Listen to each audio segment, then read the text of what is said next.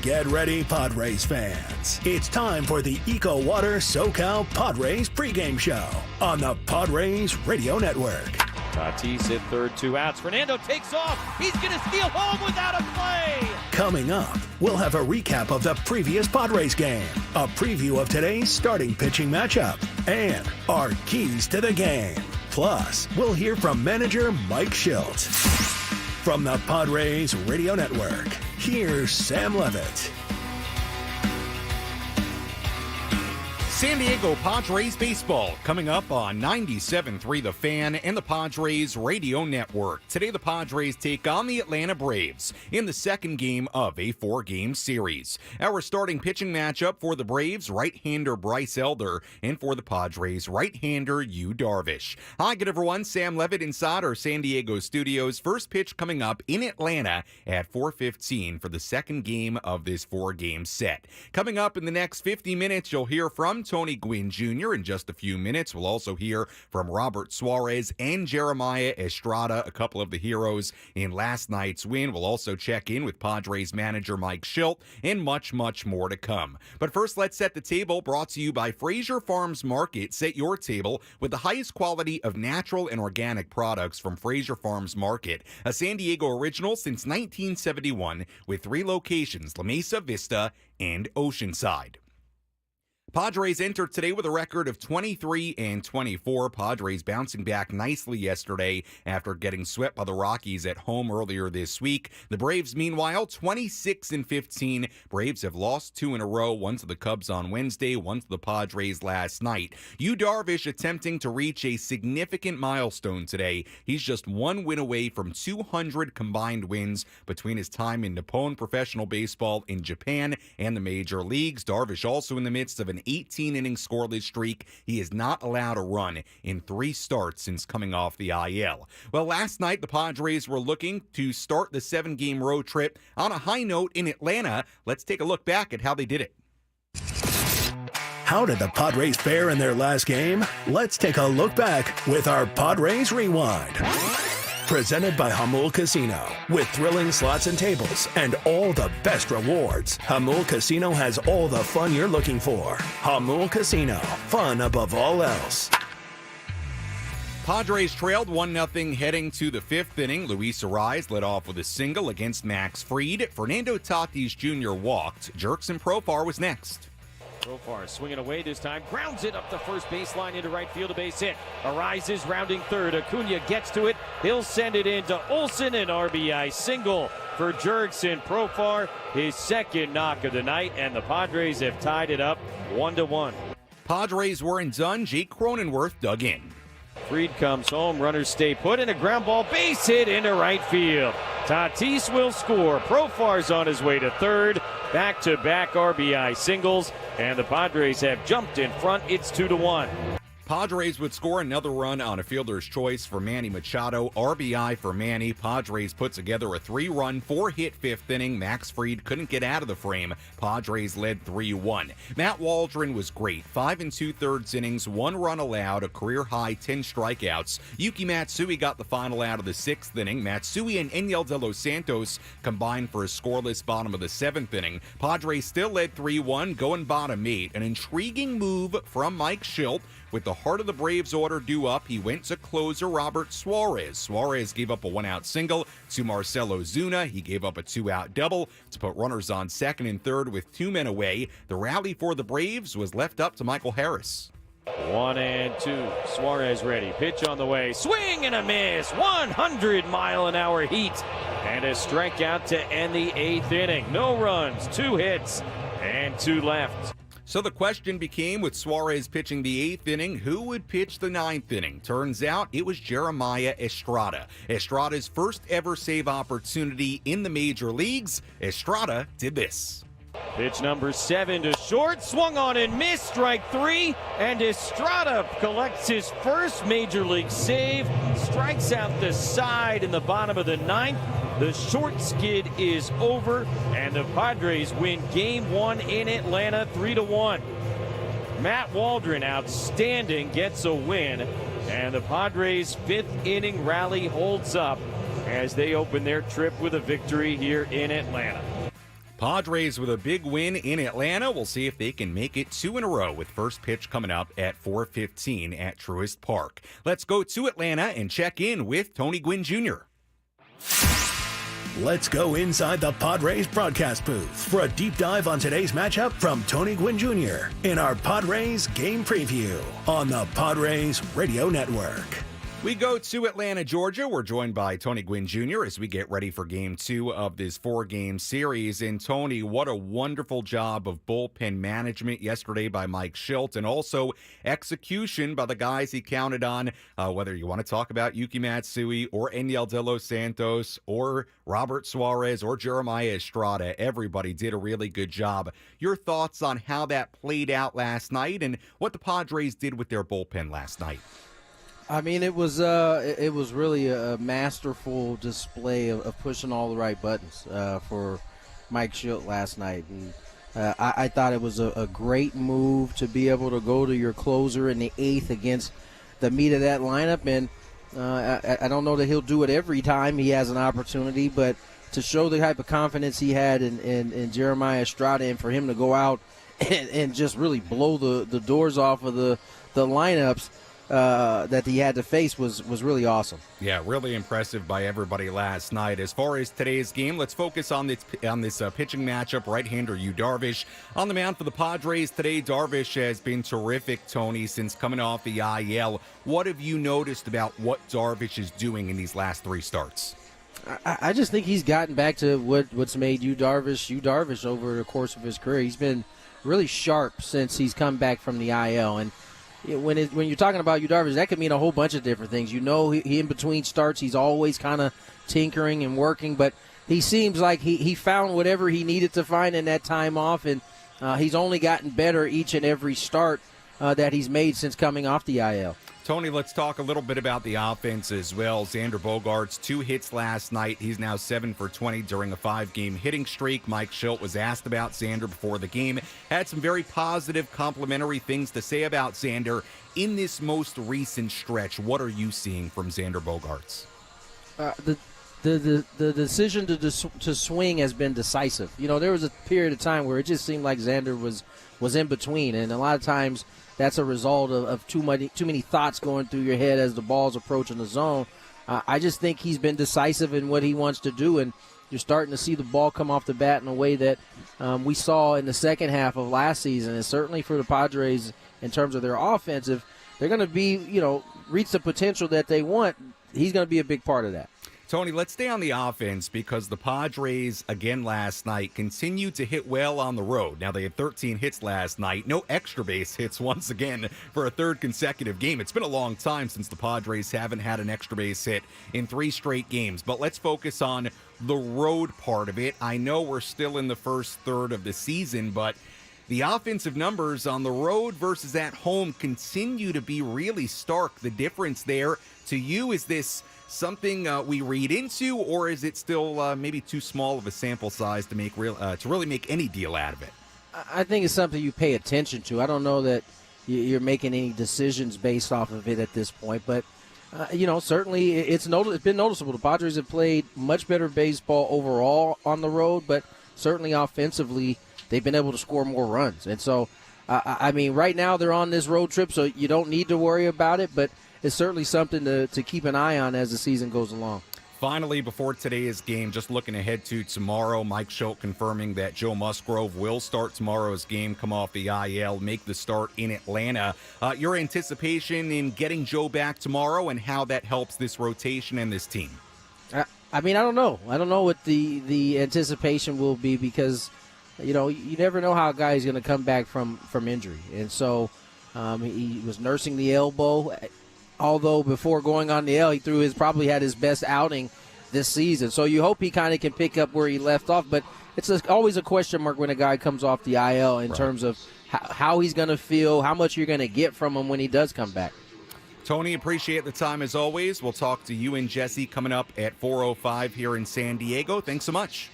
All right, Sam, take care. All right, that is Tony Gwynn Jr. joining us here on the Padres Radio Network as we get ready for first pitch coming up at 4:15. Game 2 of this 4-game series. And again, we'll go out to Jesse and Tony at 4:05. When we come back, we have a lot to do between now and first pitch. We'll hear from Padres manager Mike Shildt. Like I said, Mike Shildt did confirm before today's game that Joe Musgrove will start tomorrow in Atlanta. So we'll hear from Mike on that and much more. Plus, coming up a little bit later, we go back and revisit my conversation from earlier this week with Padres reliever Jeremiah Estrada, who picked up his first major league save last night. We also hear what Robert Suarez had to say after the game last night as well. We'll have our keys to the game and a much deeper look at this pitching matchup between Yu Darvish and Bryce Elder. First pitch coming up at 4:15 on the Padres Radio Network.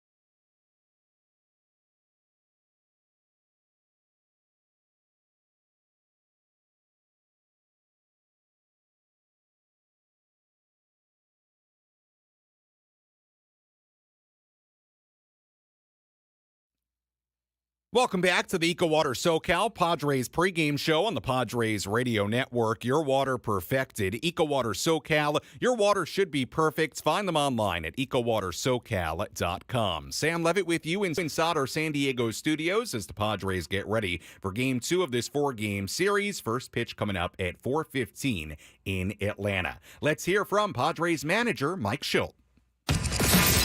Let's pull up a seat in the manager's office and hear from Padres manager Mike Shildt. Presented by Sinley Food. Spice up your culinary life. Mike Shildt meeting with the media before today's game, and we take a very quick look at the lineup here today. For the Padres, once again, it looks like this. Luis Arraez at second base leading off. Fernando Tatis Jr. in right field batting second. Jerkson Profar in left batting third. Jake Cronenworth at first base batting cleanup. Manny Machado at third base batting fifth.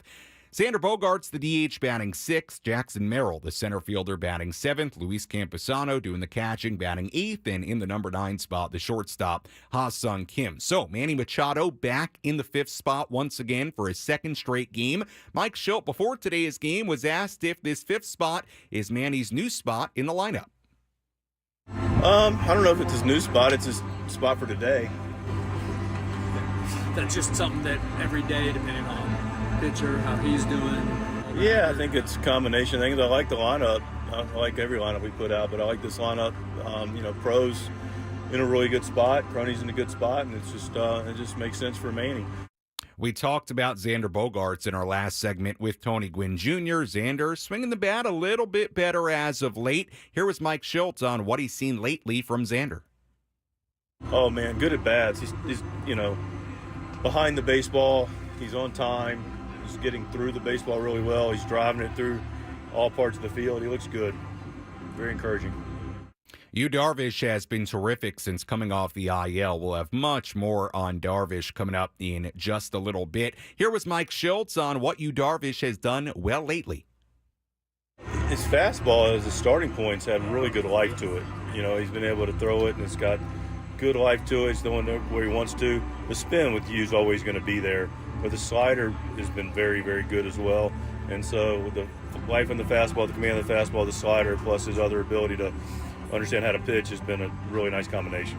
Like we said in the opening segment, Yu Darvish going for a milestone win here today. A win here today would mark his 200th career win between Major League Baseball and his time in Japan. Darvish would be the first Japanese-born pitcher in baseball history to reach the 200-win mark, with all those wins coming as a starter between Nippon Professional Baseball and Major League Baseball. 93 wins in MPB for Darvish, 106 wins in the majors for Darvish. Here was Mike Shildt earlier today on Darvish going for that 200th career win.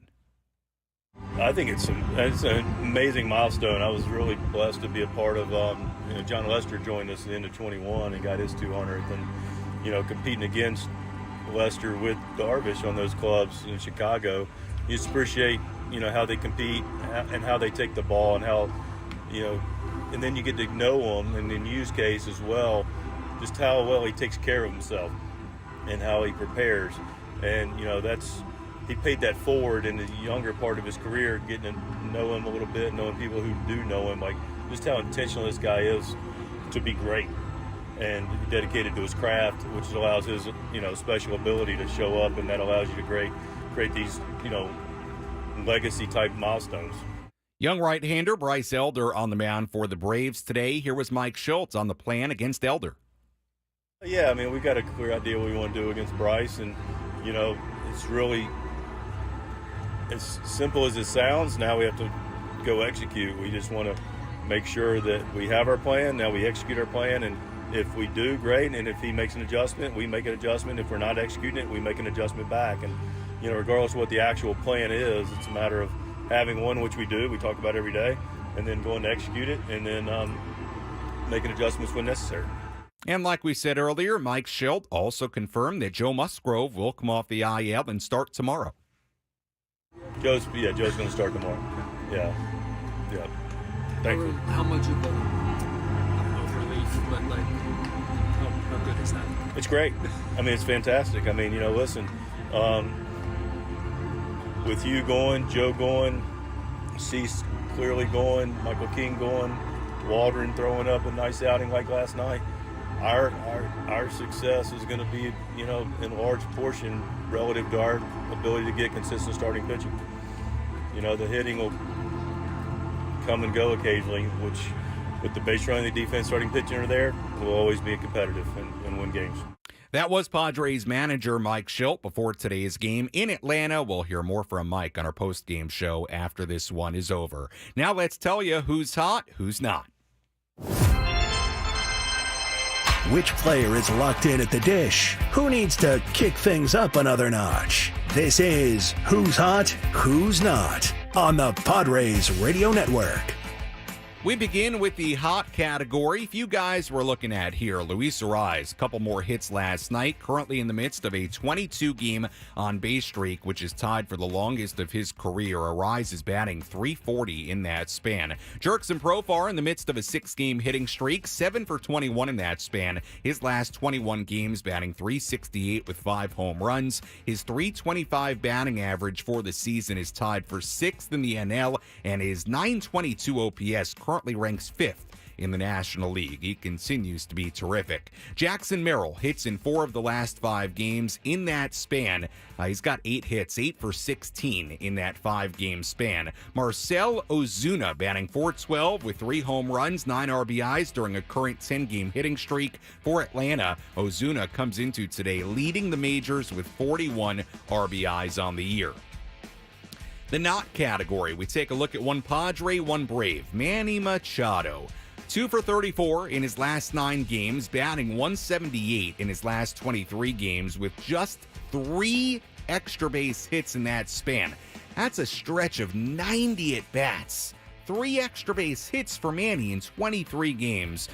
Meanwhile, Ronald Acuna Jr., he's just 5 for 34 in his last 9 games. Through 40 games this season, Acuna is batting just .247 with 3 home runs, 11 RBIs, and a .699 OPS. So both Acuna and Machado not off to a great start here in 2024. And that's a look at who's hot, who's not as we get ready for first pitch coming up at 4:15 in Atlanta.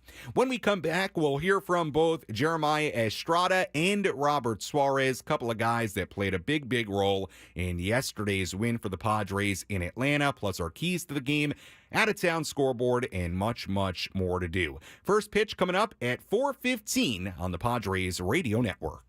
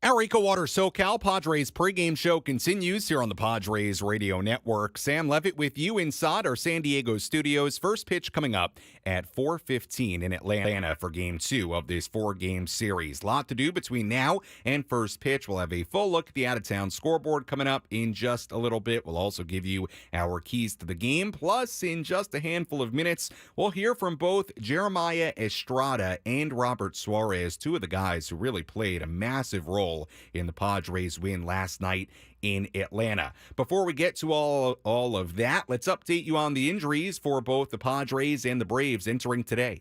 Who's in? Who's out? This is the Bada Fulkerson Injury Report, presented by San Diego's Bulldog Injury Attorneys, who hope you're never in an accident. But if you are, make Bada Fulkerson the first call you make. Hit him up 24/7 at badafulkerson.com. First, the update on Joe Musgrove that we got earlier from Mike Shildt. Joe will come off the IL. He will start tomorrow in Atlanta, so that is very good news. And we'll see what the corresponding move is tomorrow for the Padres. But again, Mike Shildt confirming that Joe Musgrove will start tomorrow against the Braves, so that is good news. For the Braves, couple of notes here. Number one, Austin Riley left Sunday's game with left side tightness. He is still not in the lineup today, so the Braves not putting Riley on the IL yet, but he's been out now for a stretch of 5 games, including today. So the Padres won't see Austin Riley in the starting lineup for Atlanta here today. Braves also reinstating Pierce Johnson, the former Padre from the IL before today's game. He has a 1.51 ERA in 37 appearances since being acquired last July by Atlanta. The corresponding move there, but Braves outrighted right-hander Jackson Stevens to AAA Gwinnett. And that is the injury report for this Saturday for both the Padres and the Braves. Now let's take a quick look at the out-of-town scoreboard.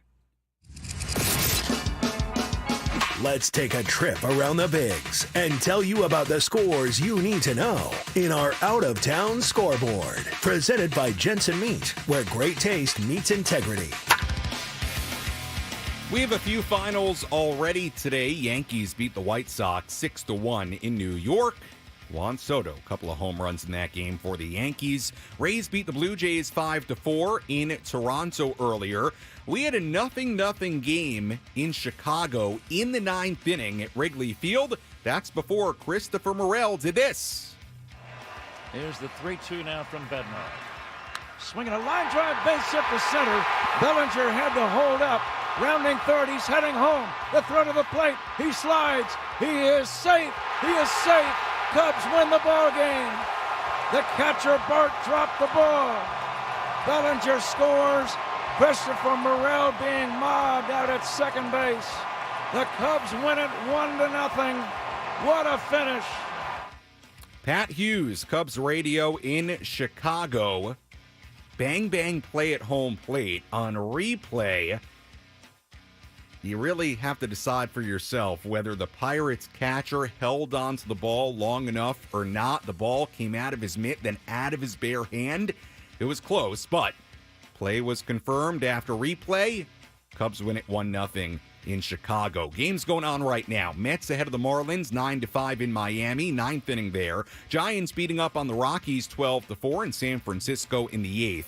And the Mariners and the Orioles are scoreless in the first inning. Nationals ahead of the Phillies 1-0 in Philadelphia, first inning there. Guardians ahead of the Twins 2-0 in Cleveland in the second. Game still to come. Brewers in Houston against the Astros. A's against the Royals in Kansas City. Angels and the Rangers in Arlington. Red Sox and the Cardinals in St. Louis. Tigers and the Diamondbacks in Arizona. Reds and the Dodgers coming up later on tonight in LA. And that is a full look at the out-of-town scoreboard on this Saturday across the major leagues.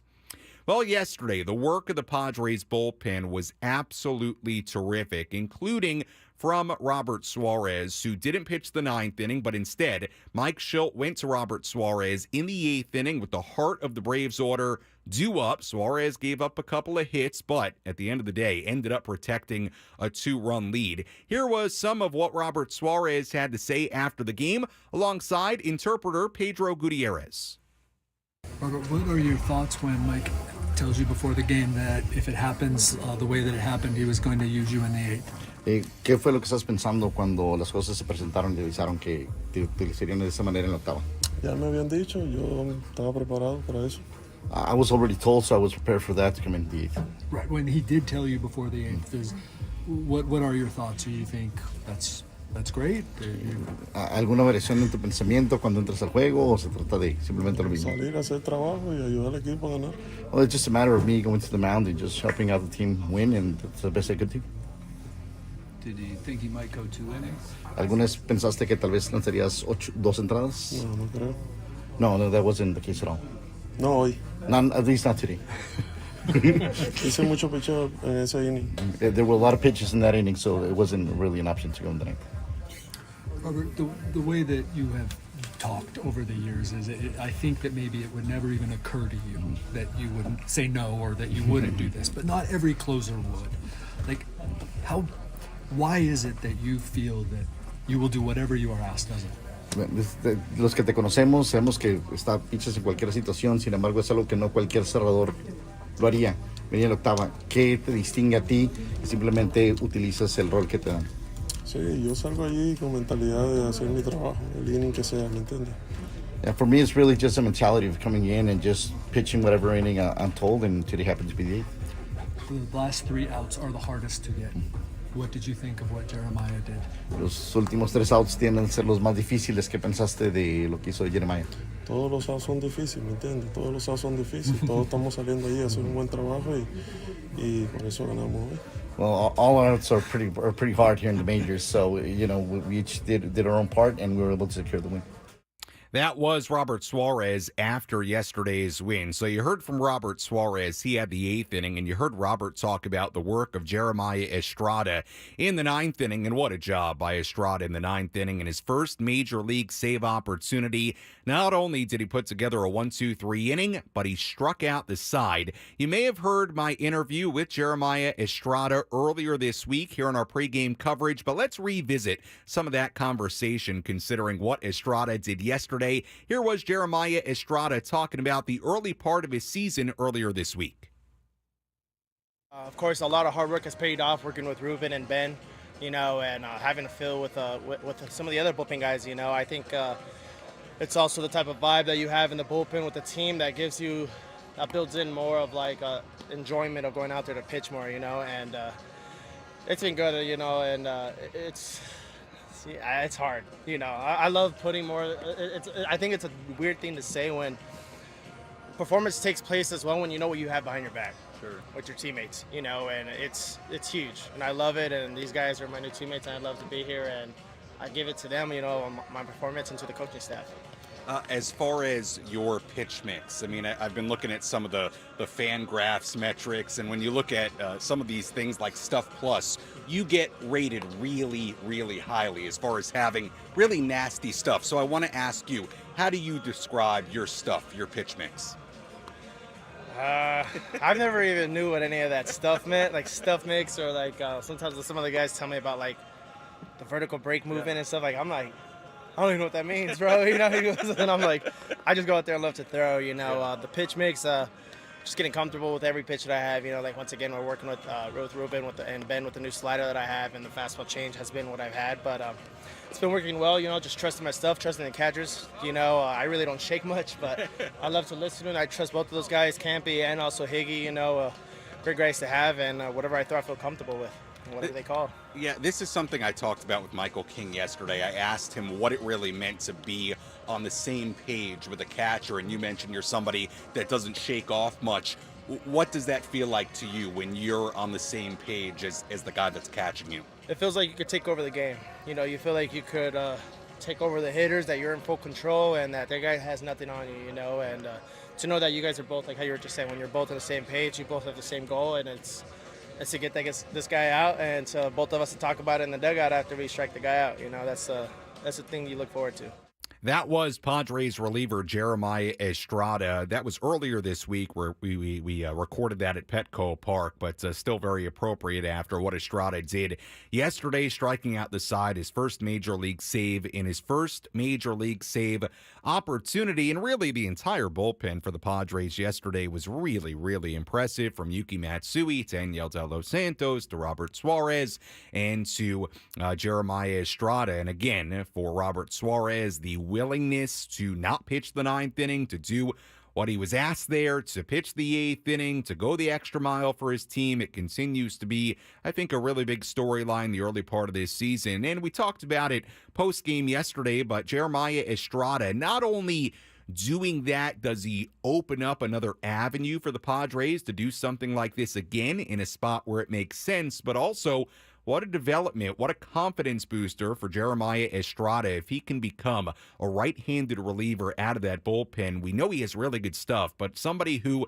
you can really trust in high-leverage situations. That would be a very, very big deal for this team and for this bullpen. First pitch coming up at 4:15 in Atlanta. Let's give you our keys to the game. How will the Padres unlock a victory in today's game? These are the keys to the game. Presented by Honor Buick GMC Hummer in National City.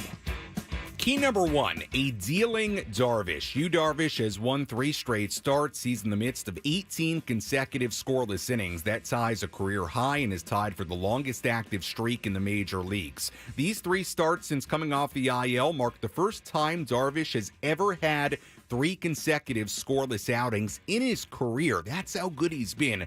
Padres need more of the same from you tonight. We'll see if they can get it against a very good Braves lineup. Key number 2, swing for extra bases. It was one of our keys last night. Still a key here today. Padres have not had an extra base hit in 3 consecutive games. That's tied for the streak in franchise history, should say the longest streak in franchise history, and the first time the Padres have gone 3 games without an extra base hit since 2014. Last night was the first time since 2022 that any team had at least 13 hits without an extra base hit. Credit to Kevin Acee, San Diego Union Tribune. He wrote that in his newsletter earlier today. Again, last night was the first time since 2022 that any team had at least 13 hits without an extra base hit. Padres had 13 singles last night. And again, just to recap it, they've gone 3 games without an extra base hit for the first time since 2014. That's key number 2. Key number 3. Got to be better with RISP. Last 6 games, the Padres are 5 for 45 combined with runners in scoring position. Got to be better than that. And key number 4, can the Padres keep being an elite road team? Padres are now 13-8 on the road this season. That's the 5th best record on the road in the major leagues. The offense continues to be much better on the road. Only 3 runs last night, but again, they had 13 hits. The Padres' team batting average on the road is .288. Their on-base percentage is .346. Both those numbers lead the majors on the road this season, so they just continue to hit on the road. Jackson Merrill, for example, .403 batting average away from home, just a .183 average at home. Fernando Tatis Jr. batting .355 in 7 road games this month. But, like we alluded to yesterday, the Braves have a 15-6 record at home this season. That's the best in the major leagues. So, something's got to give again here today. Padres playing well on the road. Braves, despite last night, play really well at home. We'll see what happens in Game 2 of this 4-game series, and that's a look at our keys to the game. As always, if you want to get involved on our pregame coverage, you can do that in a number of different ways. You can tweet at me or Instagram DM me at SammyLev, SammyLev. You can also comment on our fancy new video streams on YouTube, Facebook, Twitter. Let me know what your key to the game is here today. May just read your key to the game coming up in our next segment. Game 2 of this 4-game series coming up at 4:15. Our pregame coverage continues after this on the Padres Radio Network.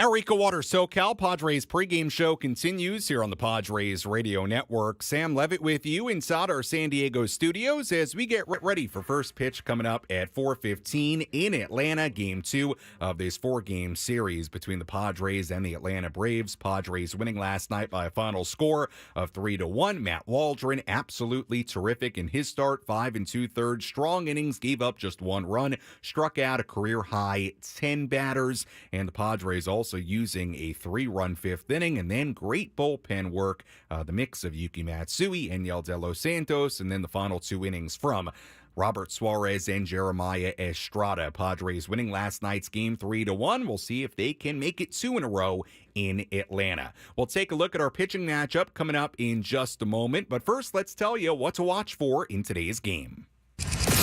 What's the one thing Sam Levitt will be keeping his eye on in today's game? This is What to Watch For. Presented by Genesis Home Improvements, San Diego's trusted painting, roofing, and window company. Save 15% today on a new beginning for your home. Visit GenesisHomeImprovementsSD.com. What to watch for in today's game. Xander Bogaerts, 2 for 4 last night, 7 for 20 during a 5-game hitting streak entering today. He also stole 2 bases last night. Now, we've seen some mini runs like this from Xander this season, but they've shortly followed with a slump. So the question is, what we're watching for today and moving forward really, is this one of the mini runs for Xander and more struggles to come, or is it the start of the run that we've been waiting for from Xander Bogaerts? No doubt he's looked better. Last handful of games at the plate, we heard Mike Shildt talk about it pregame, 7 for 20 during this 5-game hitting streak. That's what I'm watching for here today. Can Xander keep that momentum going? We'll see if he can do it tonight in Atlanta. First pitch coming up at 4:15 at Truist Park in Atlanta. Let's dive into our pitching matchup between Yu Darvish and Bryce Elder. Let's take a look at who's on the bump today with our starting pitching preview on the Padres Radio Network. We take a look at our starting pitching matchup here today. We begin with right-hander Yu Darvish on the mound for the Padres. Darvish 3-1, a 2.43 ERA in 8 starts this season, 40 2/3 innings, 37 strikeouts, 12 walks. 3 consecutive scoreless outings since coming off the IL against the Dodgers, the Cubs, and the Reds. He's in the midst of an 18 consecutive scoreless inning streak. That ties a career high. Last weekend against the Dodgers, he was great. 7 scoreless innings. Darvish gave up just 2 hits. He's made 7 career starts against the Braves. He's 1-4 with a 5.30 ERA in those 7 career starts. And again, like we mentioned earlier, a win today for Darvish would be the 200th of his career between Nippon Professional Baseball in Japan and Major League Baseball. So a chance at a milestone today for Yu Darvish. Meanwhile, on the mound for the Braves, right-hander Bryce Elder. He's 1-1, a 4.79 ERA, 4 starts on the year, 20 2/3 innings, 16 strikeouts, 8 walks. He started the year at AAA Gwinnett before being moved back up to the major leagues. Elder gave up 2 runs in 5 innings and a third against the Mets last weekend, struck out 6. It's been an up and down early major league career for Elder. First 18 starts of his career went really, really well. He had a 2.97 ERA in those first 18 starts. His last 17 starts since the All-Star break of last year, a 5.04 ERA. So hasn't gone nearly as well lately, really. Now a season plus, really a half a season plus for Elder. 1 career start against the Padres. That came all the way back in April of 2022. 4 innings and a third, 2 runs, 5 walks in that start at Petco Park. And that's a look at our starting pitching matchup today between Yu Darvish and Bryce Elder. You've been listening to the EcoWater SoCal Padres pregame show on the Padres Radio Network. EcoWater SoCal, your water should be perfect. Find them online at EcoWaterSoCal.com. Once again, the Padres come in a record of 23-24. Padres bouncing back nicely yesterday after getting swept by the Rockies at home earlier this week. The Braves are 26-15 on the year. Braves have lost 2 in a row now, 1 to the Cubs on Wednesday and 1 to the Padres last night. We'll see if the Padres can make it 2 straight wins in Atlanta. We'll step aside. We'll come back with more pregame coverage after this on the Padres Radio Network. Energy-efficient windows, total roofing protection, and exterior house painting. It's all here at Genesis Home Improvements. With over 19 years of experience and a reputation built on trust and customer satisfaction, Genesis Home Improvements is your go-to partner for all your home improvement needs. Licensed, bonded, and insured. Lifetime warranty on all products. 100% financing. No money down. It's time to breathe new life into your home. Save 15% today. Visit GenesisHomeImprovementsST.com.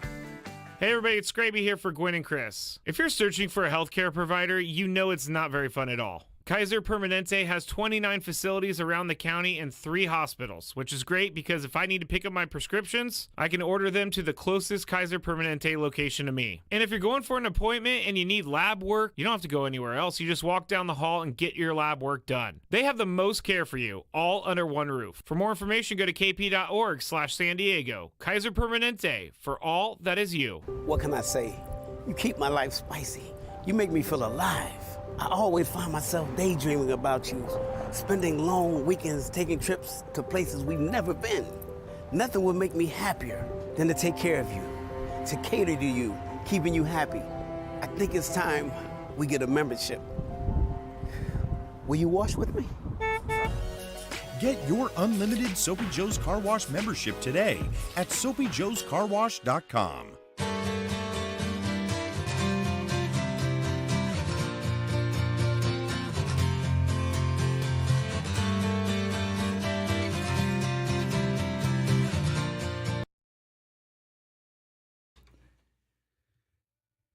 Our pregame coverage continues here on the Padres Radio Network. Sam Levitt with you inside our San Diego studios as we get ready for Game 2 of this 4-game series between the Padres and the Atlanta Braves as we get ready for first pitch here on the Padres Radio Network. We've got a little bit of extra pregame time on this beautiful Saturday here in America's finest city. Maybe you went to the beach, maybe you got a nice lunch, whatever you're doing on this Saturday, we appreciate you joining us here for Padres baseball. So while we have a little bit of extra time, let's revisit, in case you missed it earlier, because we played this about 40-45 minutes ago at this point. So let's revisit some of what Mike Shildt had to say before today's game.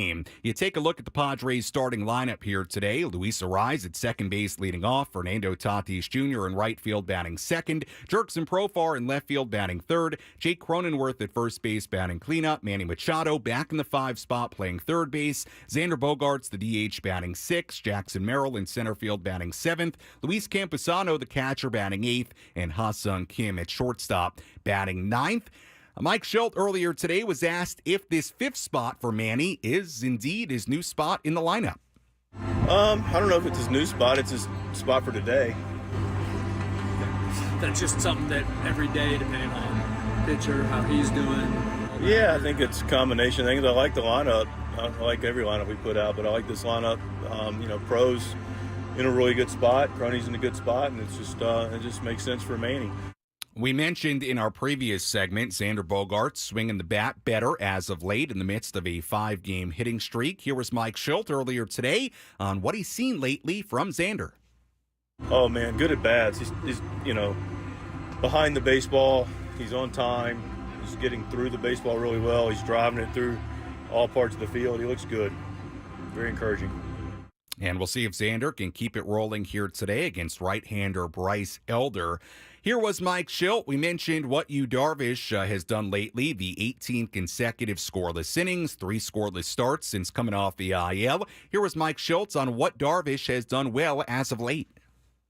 His fastball as a starting point's had really good life to it. He's been able to throw it, and it's got good life to it. It's throwing it where he wants to. The spin with Yu's always going to be there, but the slider has been very, very good as well.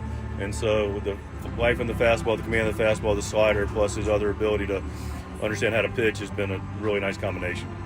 We've mentioned it a few times now. Yu Darvish going for his 200th career win here today between Major League Baseball and Nippon Professional Baseball. Darvish has 106 wins in MLB. He has 93 career wins in NPB. And Darvish when he gets, I should say, this 200th career win, whether that's today, you certainly hope it is, or another day, he'll become the first Japanese-born pitcher in baseball history to reach the 200-win mark, with all wins coming as a starter. Here was Mike Shildt earlier today on Darvish going for 200 career wins between MLB and NPB. I think it's an amazing milestone. I was really blessed to be a part of. John Lester joined us at the end of 21 and got his 200th, and competing against Lester with Darvish on those clubs in Chicago, you just appreciate how they compete and how they take the ball and how and then you get to know him, and in Yu's case as well, just how well he takes care of himself and how he prepares, and he paid that forward in the younger part of his career, getting to know him a little bit, knowing people who do know him, like just how intentional this guy is to be great and dedicated to his craft, which allows his special ability to show up, and that allows you to create these legacy type milestones.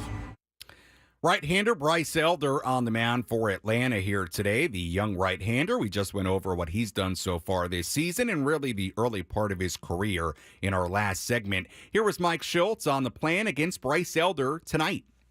Yeah, I mean, we've got a clear idea what we want to do against Bryce, and, it's really as simple as it sounds. Now we have to go execute. We just want to make sure that we have our plan. Now we execute our plan, and if we do, great, and if he makes an adjustment, we make an adjustment. If we're not executing it, we make an adjustment back. And, regardless of what the actual plan is, it's a matter of having one, which we do, we talk about every day, and then going to execute it, and then making adjustments when necessary.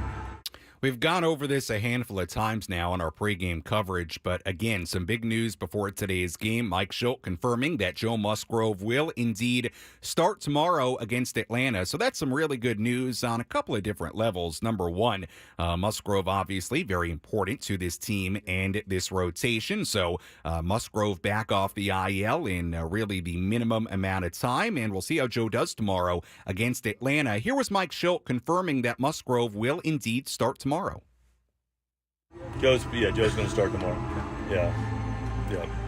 Thankfully. How much of a relief, but how good is that? It's great. I mean, it's fantastic. I mean, listen, with you going, Joe going, Cease clearly going, Michael King going, Waldron throwing up a nice outing like last night. Our success is going to be, in large portion relative to our ability to get consistent starting pitching. The hitting will come and go occasionally, which with the base running, the defense, starting pitching are there, will always be competitive and win games.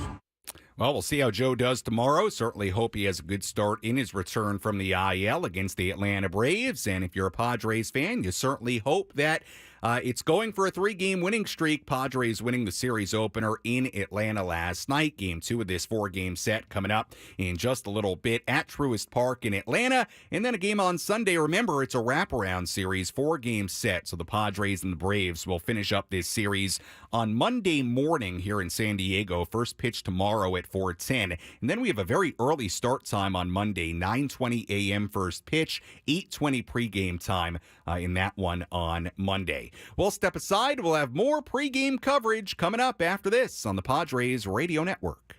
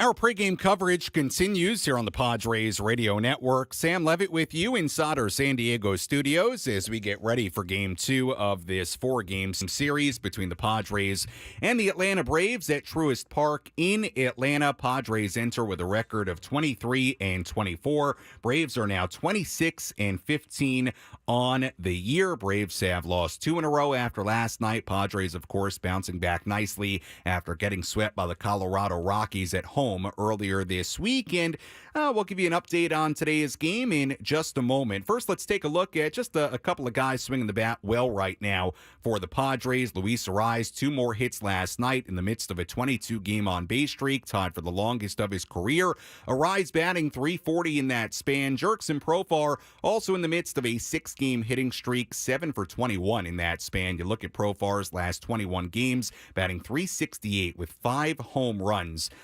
In that span. His .325 batting average for the season is tied for 6th in the NL. His .922 OPS ranks 5th in the NL. One more guy to keep an eye on today, Jackson Merrill. Hits in 4 of his last 5 games. 8 hits in the last 5 games for the rookie Jackson Merrill. As we approach our scheduled first pitch time in Atlanta, let's go to the radio booth at Truist Park. We check in with Jesse Agler and Tony Gwynn Jr. Guys. Sam, thank you very much. We do not have good news to report because as we look down to foul territory in left field right now, they got the John Deere hooked up, and they're about to yank that tarp away from the side wall here at Truist Park. Big old storm cell about to come through. The AccuJesse 3000 indicates rain will begin probably sometime in the next 10 to 20 minutes. We're going to get hammered here. But the good news is it probably won't last too long. And after that, generally in the clear the rest of the way. So my guess, and that's all it is a guess, would be that we're going to be able to play some baseball. But going to be delayed, obviously, a little bit here at the start.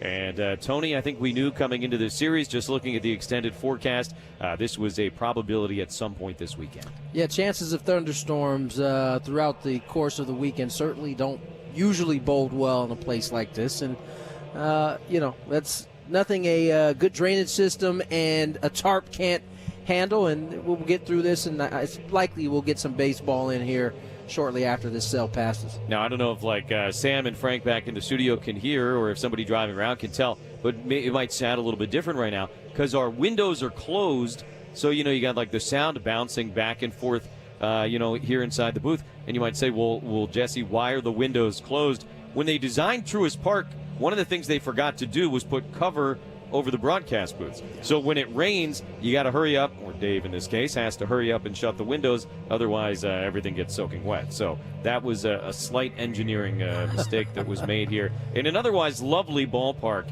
in the northern suburbs of Atlanta, Georgia. The good news, obviously, anytime we get in a situation like this, right, is that the starting pitchers did not get into the game.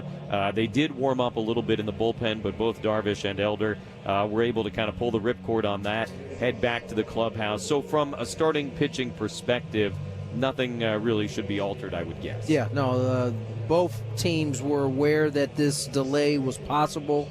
They acted accordingly. So you didn't get either starting pitcher out starting to get loose, which is the thing that both teams were trying to avoid. And because, got good forecast here, we were able to avoid both of the guys getting out there. So, as you said, there should be no changes to the rotation or who's going to start this ball game, but the only change is going to be that this is going to start a little later than we expected. Yeah, and staying on turn of the rotation, certainly a positive. The Padres have Darvish going tonight after they got a win in yesterday's game. Joe Musgrove expected to come off the injured list and start tomorrow night. And then Dylan Cease, just, 20, 30 minutes away from his hometown of Milton, Georgia, going to go up against Chris Sale on Monday afternoon. So the Padres got their big boys lined up for the rest of this series, which would be pretty fun. Last night, an interesting game. Obviously, there really was a lot to break down about it. Padres got back to winning. That is certainly the primary takeaway. And I think I'm seeing very little rhyme or reason in terms of wins and losses this year when it comes to who the Padres are playing.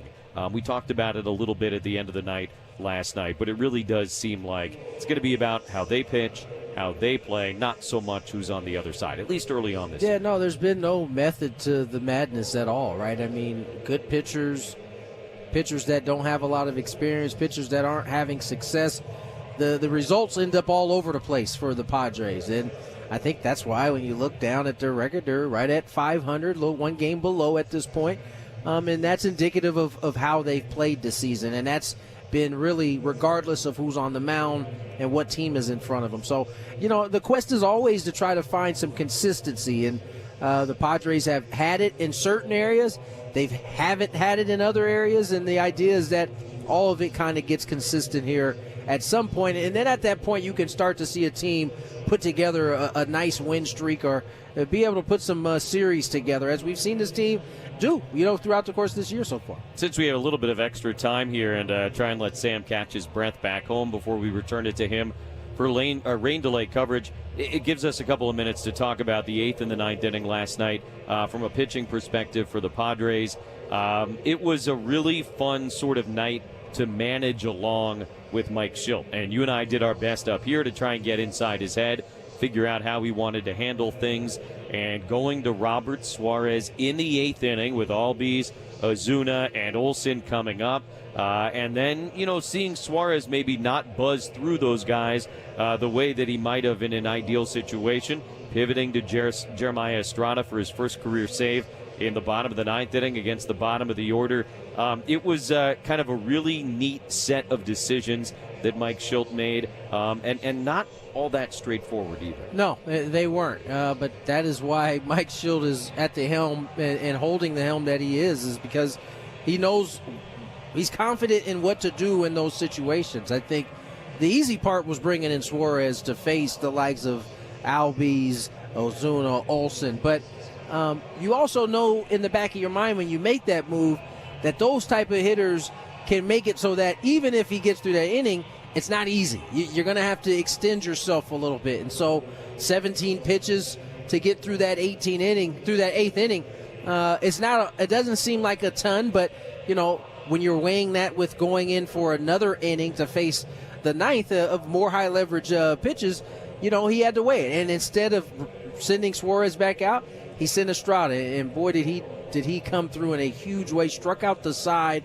and looked really calm doing so in a spot that he hasn't been in before. Yeah, it was his first career save in the big leagues. He had been closing games at AAA El Paso, but obviously that is not the same thing as in front of a packed house here at Truist Park in Atlanta. And, going right after those three guys, I think, was the key because we have seen at times this year Estrada struggle with his command a little bit. Walks have been an issue at times. And last night went right after Arcia, right after Duvall, right after Zach Short. It was really nice to watch. It was. And, when you get a young guy who is eager to prove himself and then he gets an opportunity and he's able to come through, typically that breeds more confidence. And so for Jeremiah, we don't know where that will be in terms of that back of the bullpen, but rest assured, I'm sure we'll see him in high leverage spots once again moving forward. Yeah, I don't know that yesterday necessarily, quote-unquote, earns him a job or a role out of the bullpen, but it certainly earns him another opportunity. Whether that's his next time out there or not, he's going to get a high leverage chance. And, hey, if that one goes well, you build upon it, and you never know where this thing could end up at the end of the day for Estrada. Seems like every year there is, some reliever who ends up in a role perhaps bigger and better than the one that was anticipated for him at the beginning of the season, and it is still that time of year where you're trying to figure that stuff out. For sure. Middle of May. And I think it's important to remember Estrada got that opportunity because the guys who had gotten the opportunity before hadn't necessarily grabbed it and kind of put it away. And so over the course of the year, especially early on, especially the months between April and June, there are spots and roles to be had still. And nothing seems to be cemented in that bullpen with the exception of Robert Suarez. And so, of course, he'll get an opportunity. The bullpen just one element of last night's game that went well. The starting lineup from the offensive side, you look up and down the lineup, somebody did something. Everybody had what we like to call a one-something, whether it was a walk, whether it was a couple knocks, whether it was getting the guy in from third. They all contributed, and when the Padres do that is typically when they're most successful. Yeah, you did see it up and down the lineup, particularly in that fifth inning when the Padres scored all three of their runs. 8 guys came to bat in that inning, and it was neat to see them pass the baton. This is not new news, by the way. It goes back a couple of years now. If you remember the big inning against the Dodgers in the clinching game of the division series, it was an inning like that. It was a pass-the-baton inning that led to Jake Cronenworth getting that hit against Vesia. And for several seasons now, we have seen this offense is at its best when that's the approach and that's the attack, and those are the results. Yeah, no, there's no doubt. And they've done that largely without Manny, without Bogey. And, all of a sudden it looks like Xander may be starting to come out of it a little bit. Toddy had some great at-bats last night. And so, the big guys are ultimately going to be the reason why the Padres have a ton of success, or the reason why their offense is sputtering a little bit. And so the ancillary pieces around, quite frankly, have been there all season. They've done the job all year long. If they get the big guys going, and when they get the big guys going, this offense has potential to really take off and be one that you gotta worry about, that you lose sleep over. We're in a rain delay right now here in Atlanta. It has not actually started raining yet, but a pretty intense storm cell heading this direction. It's funny because you look out, to center field here at Truist Park in Atlanta, and you see mostly blue skies. The storm is coming from behind us, so everybody who's sitting in the stands right now probably looking around and wondering what's going on. But they're going to find out very, very quickly if they haven't taken out their pocket radars yet at this point. The other thing I want to go back to is what you just said about, Manny not getting going yet, or Tatis not getting going yet. Braves are in a similar situation with a couple of their big bats. And it's funny because you and I walked in here yesterday sort of just assuming, yeah, of course Ronald Acuna Jr. is going to get going. Of course, Matt Olson is going to get going. And, I kind of realized as we talked about it that when you're watching guys every single day, as we are, as so many fans are, and you're seeing them take their tough at-bats like Machado or Tatis, it can feel like they're never going to get right again. When you're not seeing it every day, your assumption is like, well, yeah, of course, right. Ozuna or whoever, Acuna is going to end up being Acuna. And I think that's kind of an important thing to keep in mind. It is. It's much easier to rely on the back of the baseball card when you don't have the luxury of watching somebody every single day. And so, for guys like Manny, guys like Toddy, guys like Bogey that have long track records of being good, it's tough when you're watching them every day. But I'm a big believer in that. These guys have been able to get to this point in their career because they're as good as they are. And eventually, water finds its level. And it did last year, although it may not have felt like it. You look back on everybody's numbers, they got to close to or where they normally are. And so Padres are just hopeful this year it happens a little bit sooner than it did in last season's year. All right, Sam. We've done what we can do for right now. I hope we allowed you to maybe grab a bite to eat or head to the bathroom, whatever you need to do back home. Hopefully the rain delay does not last too long. Tony and I are going to do some socializing as you take care of business back home. And good luck. We'll keep everybody posted with what's going on. All right, Jesse. Appreciate it. Have fun socializing in Atlanta. Frank and I will have a good time here in the studio, and we'll try to keep everybody entertained as we wait out this weather delay before first pitch in Atlanta. When we come back, we'll get into some of our rain delay programming. We'll tell you what that's going to be when we come back again.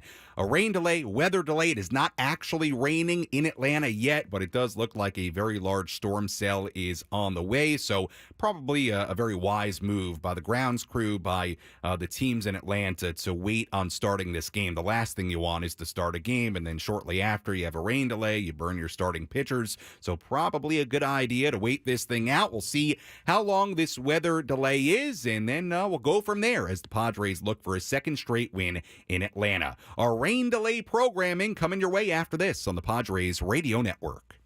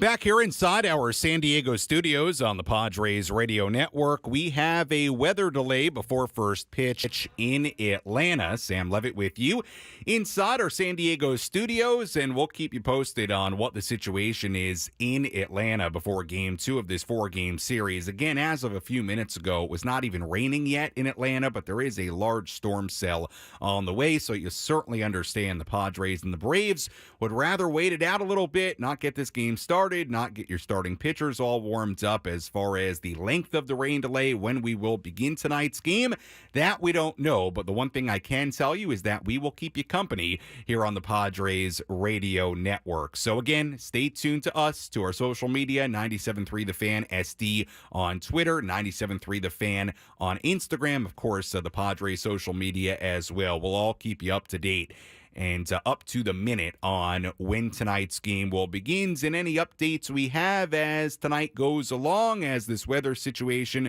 goes along. We'll pass those along as we get them during our rain delay programming. Let's begin with our rain delay programming on this Saturday. Of course, every week here on 97.3 The Fan, we have our new Padres Roundtable this season, presented by San Diego Roundtable Pizza. It's a really good opportunity for all our daily hosts here on the station to talk about the Padres once a week. It's every Thursday live at 10 a.m. Now, keep in mind, this was recorded this Thursday morning, so everything you're about to hear does not include what happened yesterday, the win in Atlanta, but it does include everything else this week, the sweep at the hands of the Rockies. So this roundtable is still very current. Obviously, many of the things that are discussed, very, very current. But again, just something to keep in mind as you listen to this. This is not including yesterday's game in Atlanta. So let's begin our rain delay programming on this Saturday with the latest Padres Roundtable presented by San Diego Roundtable Pizza.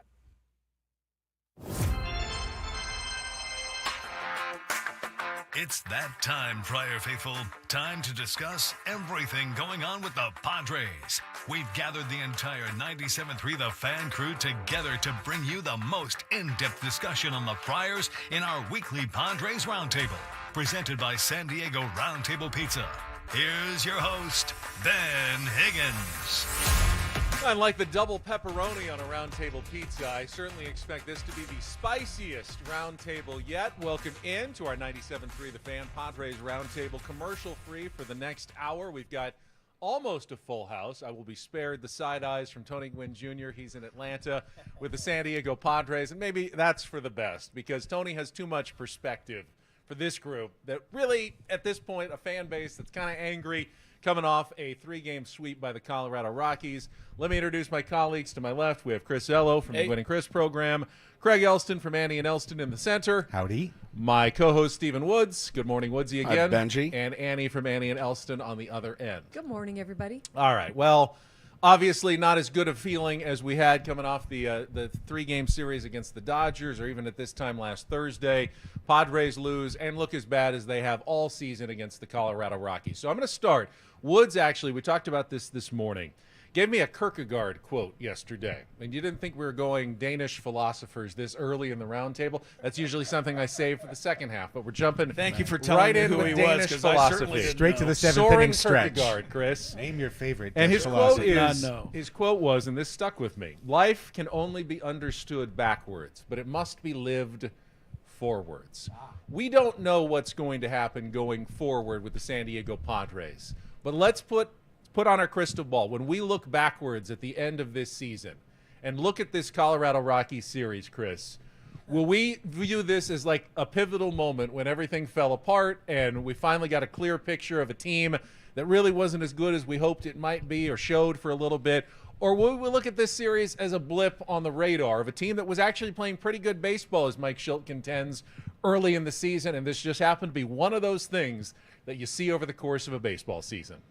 Well, that's a really good question, Ben. I left my Kierkegaard. I left my stethoscope and my lab coat at home because I'm imagining everybody's feeling a little physically ill after what they saw this week, or at least mentally altered by the what took place. The Rockies did a lot of good things, and so to that end, Mike Shilt's correct. They got 10 RBIs with 2 outs.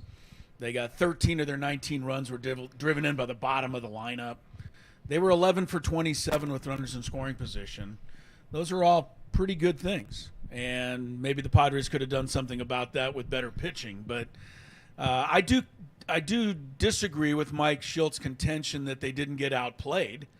They got outplayed. I mean, the Padres were 3 for 23 with runners in scoring position. That means the Rockies outplayed them in that category. The Padres had a base running guffaw in each of the last 2 games. I thought the pitchers didn't bear down when they had to get that final out of an inning and make some good pitches. They made lousy pitches that the Rockies kept, putting into play and driving in runs. But to answer Kierkegaard's question, that's a tough one. I hope that it's a blip on the radar, but I'm concerned with Atlanta and Cincinnati and the Yankees coming up. We could be sitting here in a couple of weeks. This team could be 7 or 8 games under 500, and then, we do have a problem. Craig, I think, you look for signs in a baseball season. Signs of a team that's overperforming, that's underperforming. Were flaws exposed? Is this something that we're going to look back as a troubling moment on the season? Well, this past 3-game series was a 2023 redo, period. This is the exact feeling we had last year, including getting shut out, losing at home to bad teams. But losing to bad teams so far has been the theme of the Padres season. We did this stat. We have to update it yesterday on our show. Padres facing 4th and 5th place teams this year, either last or next to last. They're now 7-13 in those games against the teams that you're supposed to beat. And if you go 13-7 in those games, we're talking about an entirely different season. We're talking about being right there with the Cubs and the Brewers in the standings, probably where you'd feel like, based on kind of some of the feel-good that's happened this year, that the Padres should be. But frankly, they've done plenty of stuff to earn every one of the losses that they've accrued. I want to talk about that, the bad teams issue that the Padres have had. I'm going to come back to it, but let's keep going around the table here, the little table that we have. And Woods, your thoughts the round table. It's a little round, literally little round table that we have. Woods, your thoughts on whether this series is ultimately meaningful or it's something that the Padres can erase and get on from pretty quickly? It's hard to give this team the benefit of the doubt after the last couple of years until you can rip off 8, 9, 10 wins in a row, 7. The Rockies just won 7 in a row. You're telling me the San Diego Padres don't have the talent to do what the Colorado Rockies did. You can win the World Series and lose to the Colorado Rockies a few times. It's absolutely happened. The Texas Rangers won the World Series. They lost to the San Diego Padres. They got swept by the San Diego Padres last year. I'm sure that stuck in their craw for a minute. They moved on. They figured it out. We need to move on and figure it out sooner than later. It always sticks in my head, the Oral Hershiser and Joe Davis. That's why they play the games. Cancel the parade. Yeah, man, you got to play these games, and you need to beat those teams, certainly. You just dig your hole bigger and bigger and bigger and bigger when you lose 3 games to the Colorado Rockies, man. So you hope that they can win 7 in a row, 8 in a row at one point. They've shown me nothing in the last 2 years that tells me they can. Annie, as fans, I think we always see the worst coming, and that just exposed all the fears that we had, that this team is going to collapse like they did in 2021. They're going to, never get it going like they did in 2023. How important do you think these last 3 days were for the Padres? This team is an enigma. They are better against teams with winning records. They are better on the road. So I don't know if it really was that wild, because they could go rip off a really good road trip and be right back in it. Now, it's funny, Joe Musgrove after the game yesterday was saying everybody expects us to beat bad teams, but the Colorado Rockies played really well. They didn't play like a bad team. So there's that side of it. I think the Padres are showing you who they are to start the season. They won the series against the Cubs, the Dodgers, the Brewers. Then they lost to the series to the Blue Jays. They split with Colorado. They ripped off a 5-game losing streak. Then they won again. They lost again. They're a streaky team. They're going to have these patches where they're really good, and then they get swept. And I think that until you have the superstars performing like the superstars, that's what you're looking at. You're kind of looking at this circling of that 500 mark. Craig, I want to go back to your comment about the Padres' losing record against teams with losing records. You were on that even before the season started, identifying games against the Colorado Rockies as critical to the Padres' chances of success this year. I've seen it a bunch in our comments and social media. It seems so obvious. The Padres get up for the games against the good teams, and then they let down for the games against the bad teams. Is that a thing in baseball? I firmly believe it is a thing in football, that sometimes you can let down in that adrenaline-fueled sport when you have a lesser opponent. You don't sometimes play your best against a lesser team. But baseball's a different sport. Is that the problem for the Padres against the lesser teams, that they're not getting up for those games, they're not locked in enough for those games, or is it something else that we can't explain yet? Only the players can answer that properly. None of us can. I'd just be putting my thoughts on top of their actions. Their performance indicates that for years this has been the case with these players in this clubhouse. The stars of this team, we've heard the same song and dance that we heard after Wednesday's game many, many times with the leaders of this team. So they have not proven to me in any sense that they are a locked-in group that has that eye of the tiger, that looks at a series like the Rockies as a chance to really, take control and dominate a team. They got dominated on Wednesday, for sure. But I also kind of disagree with you got to tip your cap. The Rockies are playing great. Monday, they walked 11 guys. Right. They walked 11 guys, 8 in the last 3 innings. That's a loss. That's a loss 98 out of 100 times. And the Padres somehow managed to lose that game to them. Tuesday, they hit some balls at people. They also blew it in the bullpen.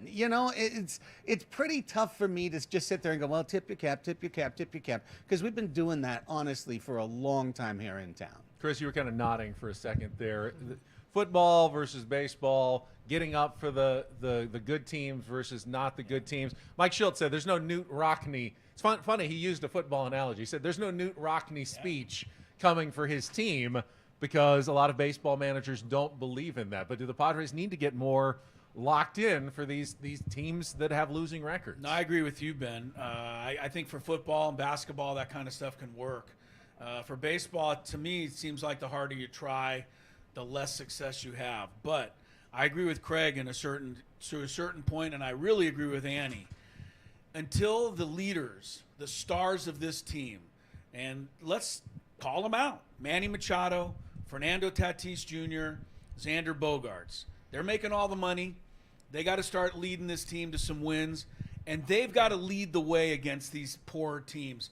They have to go in and expect to dominate the Rockies. Those three went 6 for 33 in the series against the Rockies with 1 RBI, and that was on the Bogaerts home run in the first game. Manny is a mess at the plate right now. I'd almost rather him strike out than hit into a double play. Bogaerts has been going through it all year. To me, Fernando is not anywhere near the kind of impact guy that he's capable of being. His numbers are all right, but he's not impacting games the way he should. And this is where Craig hit it. They have to lead the rest of this group. When the Rockies come to town, it has to be, hey, we're going to crush these guys, and we'll show you how to do it. I think what we're all kind of leading toward, Annie, is this a mental issue for the Padres rather than a lack of talent issue? We know Manny Machado has tons of baseball talent. We know Tatis and Bogaerts have tons of baseball talent. So it has to be somewhat a mental issue when players like that struggle. I think so. I don't know. Is it a culture issue? Is it a issue that's kind of permeating throughout the organization? Is it something that's a little bit maybe higher than this clubhouse or just continues to kind of fester in this clubhouse? I don't know. It's funny because we treat this team like a playoff team, but to be honest, they've gone to the playoffs twice in the last 10 years, and once was a 60-game season. And I don't really count it, not because it didn't matter and it was great and it was special, it was magical, but because you can't really compare against it. So I think that maybe, as much as I do think that their belief is there and they're trying to get there and they want to be that and they want to build that culture, they're not there yet until they start consistently going to the playoffs year after year. And so I don't know what kind of problem it is. It's just kind of like they obviously are having a hard time getting past it, whatever it is. Well, you've seen flashes of it. You've seen flashes of really good culture and togetherness and moving the chain, next man up. You've seen a lot of that. You've seen unselfish baseball this year from the San Diego Padres. You've seen guys hitting it where it's pitched, stringing 6-7 singles together at a time that one inning. But Pepperidge Farm remembers that one inning. No, I mean, but you have seen it, and it's a good inning, though. It was a great inning, man. It was a great inning.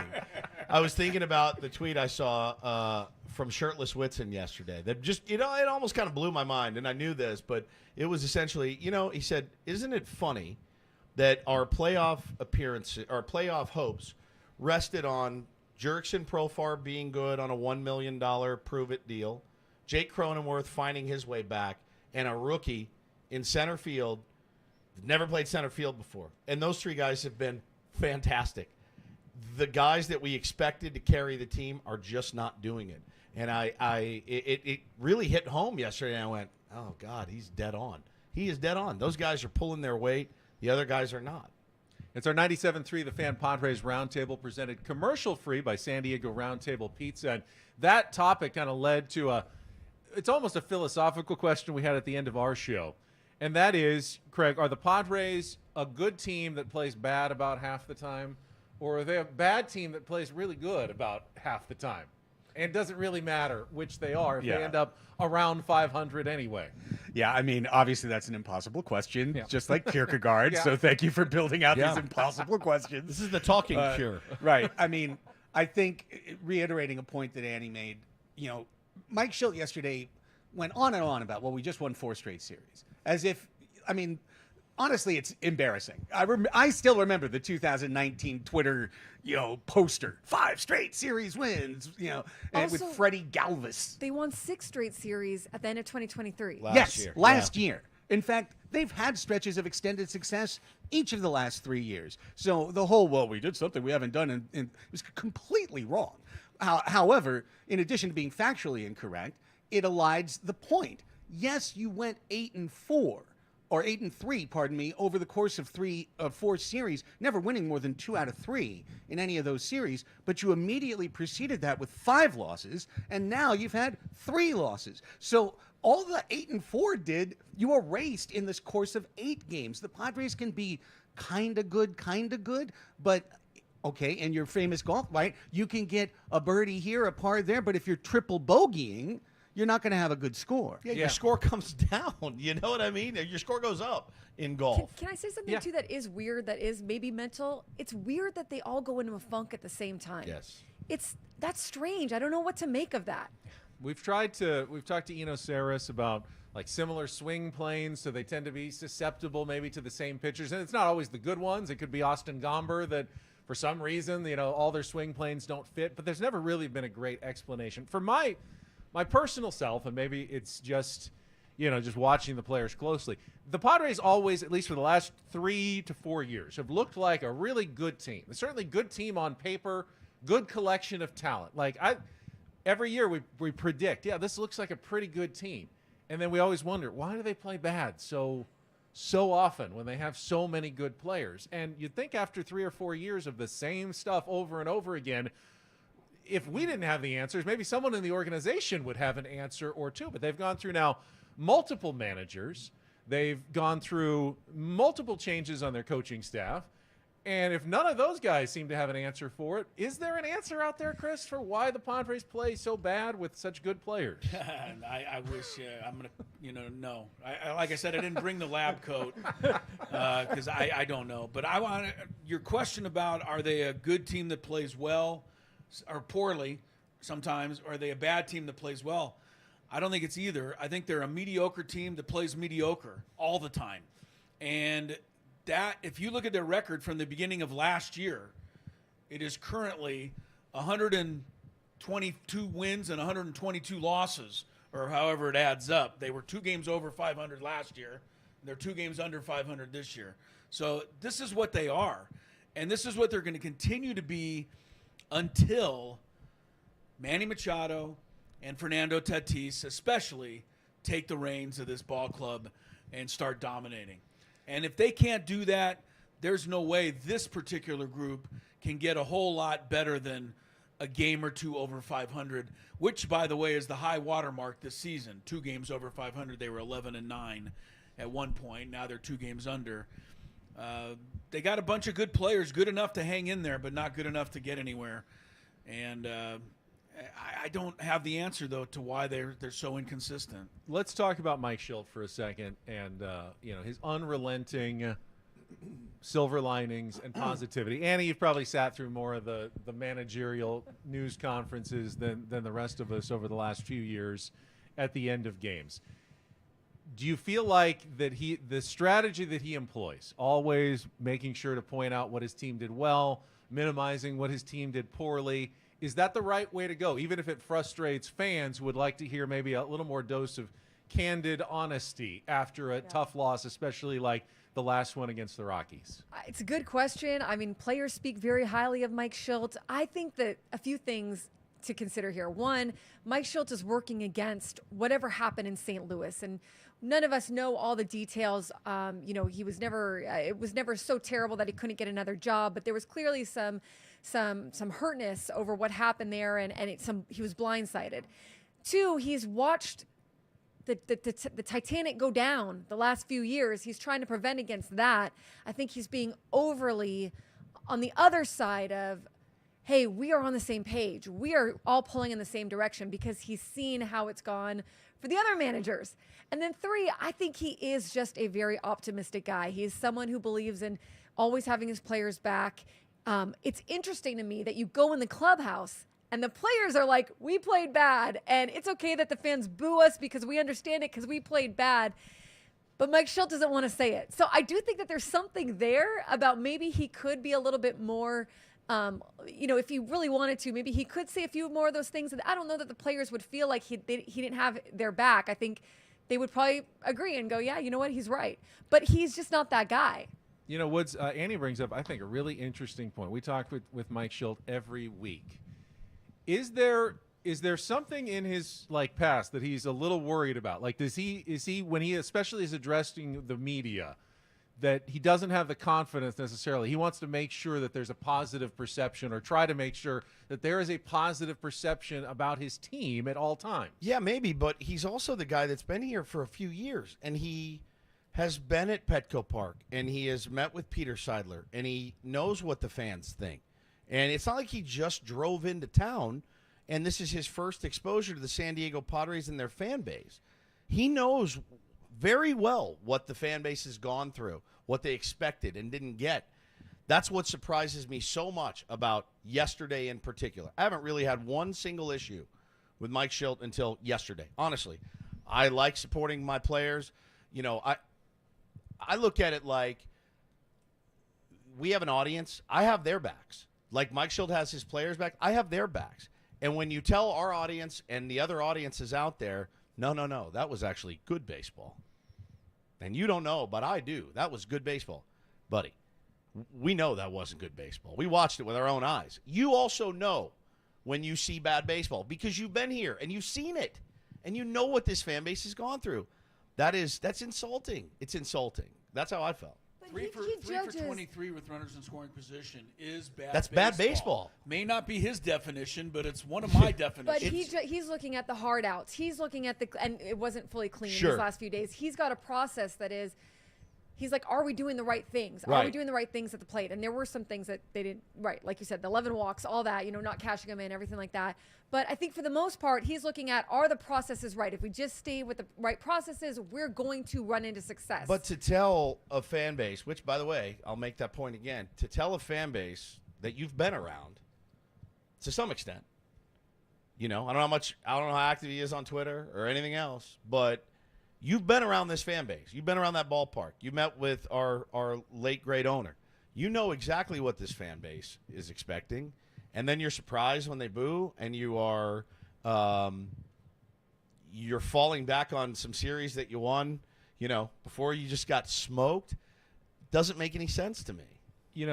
Process is important. The best teams have good processes. But All right, we pause our Padres Roundtable presented by San Diego Roundtable Pizza. Sam Levitt with you inside our San Diego studios. Again, if you're just joining us, if you've been tuned into our rain delay programming, we do have a rain delay before first pitch in Atlanta before Game 2 of this 4-game series. Sam Levitt with you here inside our San Diego studios. We'll step aside. We'll take a break. When we come back, we'll go through the out-of-town scoreboard. We'll go back to Truist Park in Atlanta, check in with Jesse Agler and Tony Gwynn Jr., and then after that, we'll continue on our rain delay programming as we keep you company on this Saturday. Again, a rain delay before first pitch in Atlanta, and as we get updates on the weather, we'll see if Jesse and Tony have any updates as well. We'll continue to pass them along. Our rain delay coverage continues after this on the Padres Radio Network.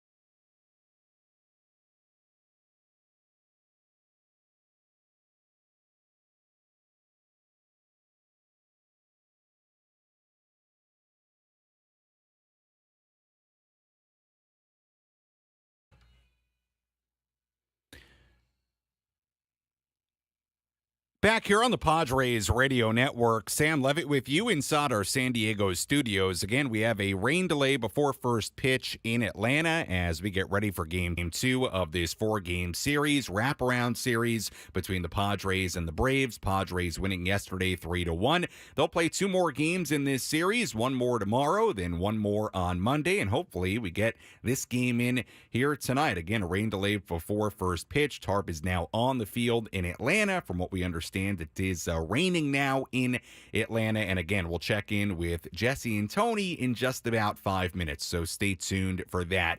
We do have a little update here for you. This is from the Braves Twitter account just 2 minutes ago. The Braves tweeting, "Update, we continue to monitor inclement weather moving into the area. We will provide another update in approximately 30 minutes. So it sounds like we'll have another update in about 30 minutes. So good job on the Braves there, keeping everybody updated on what's going on with the weather, and hopefully we do get this game in tonight. Let's take a quick look at the out-of-town scoreboard, tell you what's been going on around the major leagues today. We do have a number of finals already today. Giants beat up on the Rockies 14-4 in San Francisco. Luis Matos, a home run in that game for the Giants. Rays beat up on the Blue Jays, not really beat up, but just edged by the Blue Jays 5-4 in Toronto. Johnny DeLuca, a home run for Tampa Bay in that one. Cubs beat the Pirates 1-0 in Chicago. That was a 0-0 game going into the bottom half of the 9th inning. Christopher Morel, a walk-off single for the Cubs. It scored Cody Bellinger on a very close play at home plate. Bit of a controversial ending there. I encourage you to check it out on social media with Bellinger crossing home. The Pirates catcher looked like he might have got the tag down in time on Bellinger, but then didn't quite hold on to the baseball. Tough one. By my book, and go check it out on social media. But Cubs did win it 1-0 on the walk-off hit by Christopher Morel. One other final, Yankees beat the White Sox 6-1 in New York earlier today. Juan Soto had a couple of home runs in that game for the Yankees. We also did have another final in Miami, a crushing loss today for the New York Mets. The Marlins came back. They were down 9-5 in the ninth inning. They scored 4 in the ninth inning to tie the game at 9, including a 3-run game-tying home run from former Padre Josh Bell. And then in the bottom half of the 10th inning, the Marlins won it on a walk-off base hit in that bottom half of the 10th inning to win it 10-9. So the Mets had a lead. Edwin Diaz got roughed up in the ninth inning. Diaz in that game ultimately got 1 out in that ninth inning, gave up 4 runs on 4 hits. Has not been nearly as great a season for Diaz so far as it was in 2022, and a tough one for the Mets as the Marlins stun them in extra innings 10-9. Games going on right now across the major leagues. Orioles beating the Mariners 2-0 in Baltimore. 4th inning there. Nationals ahead of the Phillies 2-1 in Philadelphia in the 6th inning. Guardians ahead of the Twins 7-0 in Cleveland in the 6th inning. Other scores, Astros ahead of the Brewers 1-0 in Houston in the 4th inning. Royals and the A's tied at 2 in Kansas City in the 4th. Angels and the Rangers are scoreless in the 3rd in Arlington. Cardinals ahead of the Red Sox 1-0 in St. Louis in the 2nd. And 2 games still yet to begin. Tigers and the Diamondbacks in Arizona at 5:10. Jack Flaherty against Zach Allen, the pitching matchup in that one. The Reds and the Dodgers coming up at 6:10 up in L.A. Graham Ashcraft on the mound for Cincinnati. Walker Buehler on the mound for the Dodgers. And that is a full look at the out-of-town scoreboard on this Saturday. Let's quickly pause for station ID on the Padres Radio Network.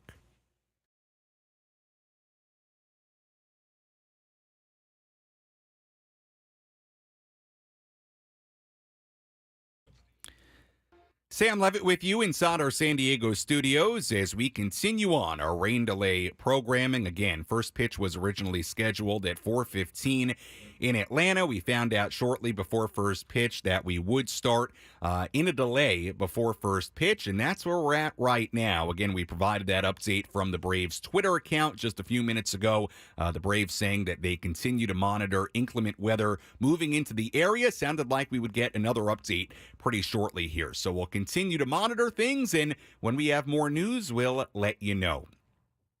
But right now, let's go to Truist Park in Atlanta. Let's check in with Jesse Agler and Tony Gwynn Jr. Guys, what's the scene in Atlanta right now?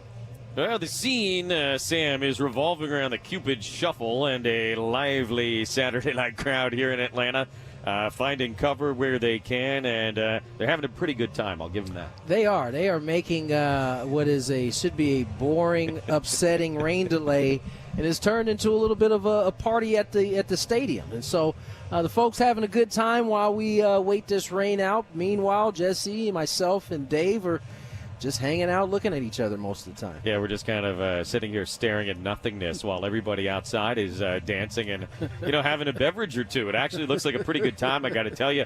Well, another thing I learned at some point in the last 30 minutes or so, not only is the Macarena alive, it is doing well here in Atlanta. And so, as we said, kind of a party-like atmosphere as everybody entertains themselves. They are not novices when it comes to rain delays here in the South, of course. And so these fans are ready for this. It is no sweat off of their backs. As far as, what's actually going to happen baseball-wise tonight, I mean, if the rain ends at about 9:15, 9:30 local time, 6:15, 6:30 back home, that would appear to be, at this point, maybe something of a best-case scenario. So you figure after that, another 15 to 30 minutes to get the field ready, to get the pitchers warmed up. It's going to be a little bit is what it's looking like. Yeah, no, this is your good old-fashioned Atlanta rain delay. So it's going to be a little bit of time, but I have no doubt we're going to play some baseball today. I'm just going back. I'm just amazed at all of the rhythm that is in this ballpark. When no matter what type of song they're playing, it seems like everybody's just having a good old time. Maybe that's what the beverages will do for you. Yeah, no, it wouldn't be the first time that happened. The great Atlanta mascot Blooper, he's in right field, getting rained on with his 2 goons. the guys that sort of escort him around, and they're kind of throwing wiffle balls at each other and putting on a show for the folks in that part of the ballpark. Again, they know what to do here to kill some time, and whatever they're doing is better than what you and I are doing. But it is really, really raining, and that's obviously the main thing. It's coming down good right now. It's going to continue to come down good for a little while. But I'm with you. I expect baseball at some point tonight. The only other option would be to play a doubleheader tomorrow, a day-night job. And you got the Sunday night baseball game tomorrow night here, so you'd have to play at 1. And the reality is it's supposed to rain all afternoon tomorrow. It's actually supposed to be okay tomorrow night, but tomorrow day-wise doesn't look great. So I think, between the fact that I'm sure they've got a sellout crowd here tonight and the fact that it looks like this is going to be done, sometime in the next 90 minutes or so, the idea very clearly right now is better late than never. Yeah, quite frankly, you want to try to get this in tonight with the night game following, because if it doesn't go that way and there is a doubleheader, that's going to be 3 games in a quick, short span there for the Padres before they get on a plane and head to Cincinnati. So I think it's at least in the Padres' best interest to try to get this game in here tonight. And then no matter how long we have to be here to do so, there's time to do it. Yeah, the reality is, even if it's a really late night tonight, you got the night game tomorrow so you can sleep in, get the body ready for tomorrow. So, again, you factor all of that in together, and you certainly figure we're going to play at some point here tonight. We've been wrong before, but the circumstantial evidence certainly points toward a delayed start here tonight, and we'll just wait out this weather as long as we need to in order to get a playable field. But right now it is really, really coming down here in the northern suburbs of Atlanta. The field obviously covered. Most of the fans are as well, although the hardy few remain down in those lower level seats that are not covered up. They got their ponchos on, their umbrellas out, just kind of sitting there. But they're having a good time. They're putting on a show here in Atlanta. So that is the scene at Truist Park.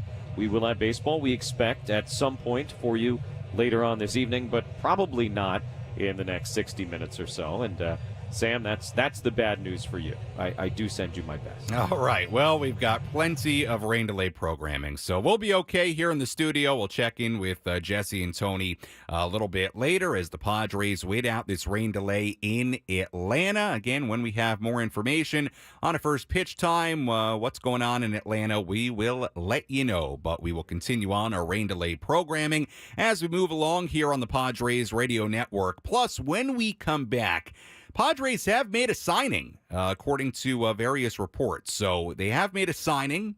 It is somebody that's going to start tonight at AAA El Paso. It is somebody that you are very familiar with as Padres fans. So I'll tell you about that when we come back. We'll get back into our Padres roundtable, and we'll continue to keep you company as we wait out this weather delay in Atlanta before first pitch. Again, Game 2 of this 4-game series coming up at some point, hopefully this evening from Atlanta. We continue on after this on the Padres Radio Network.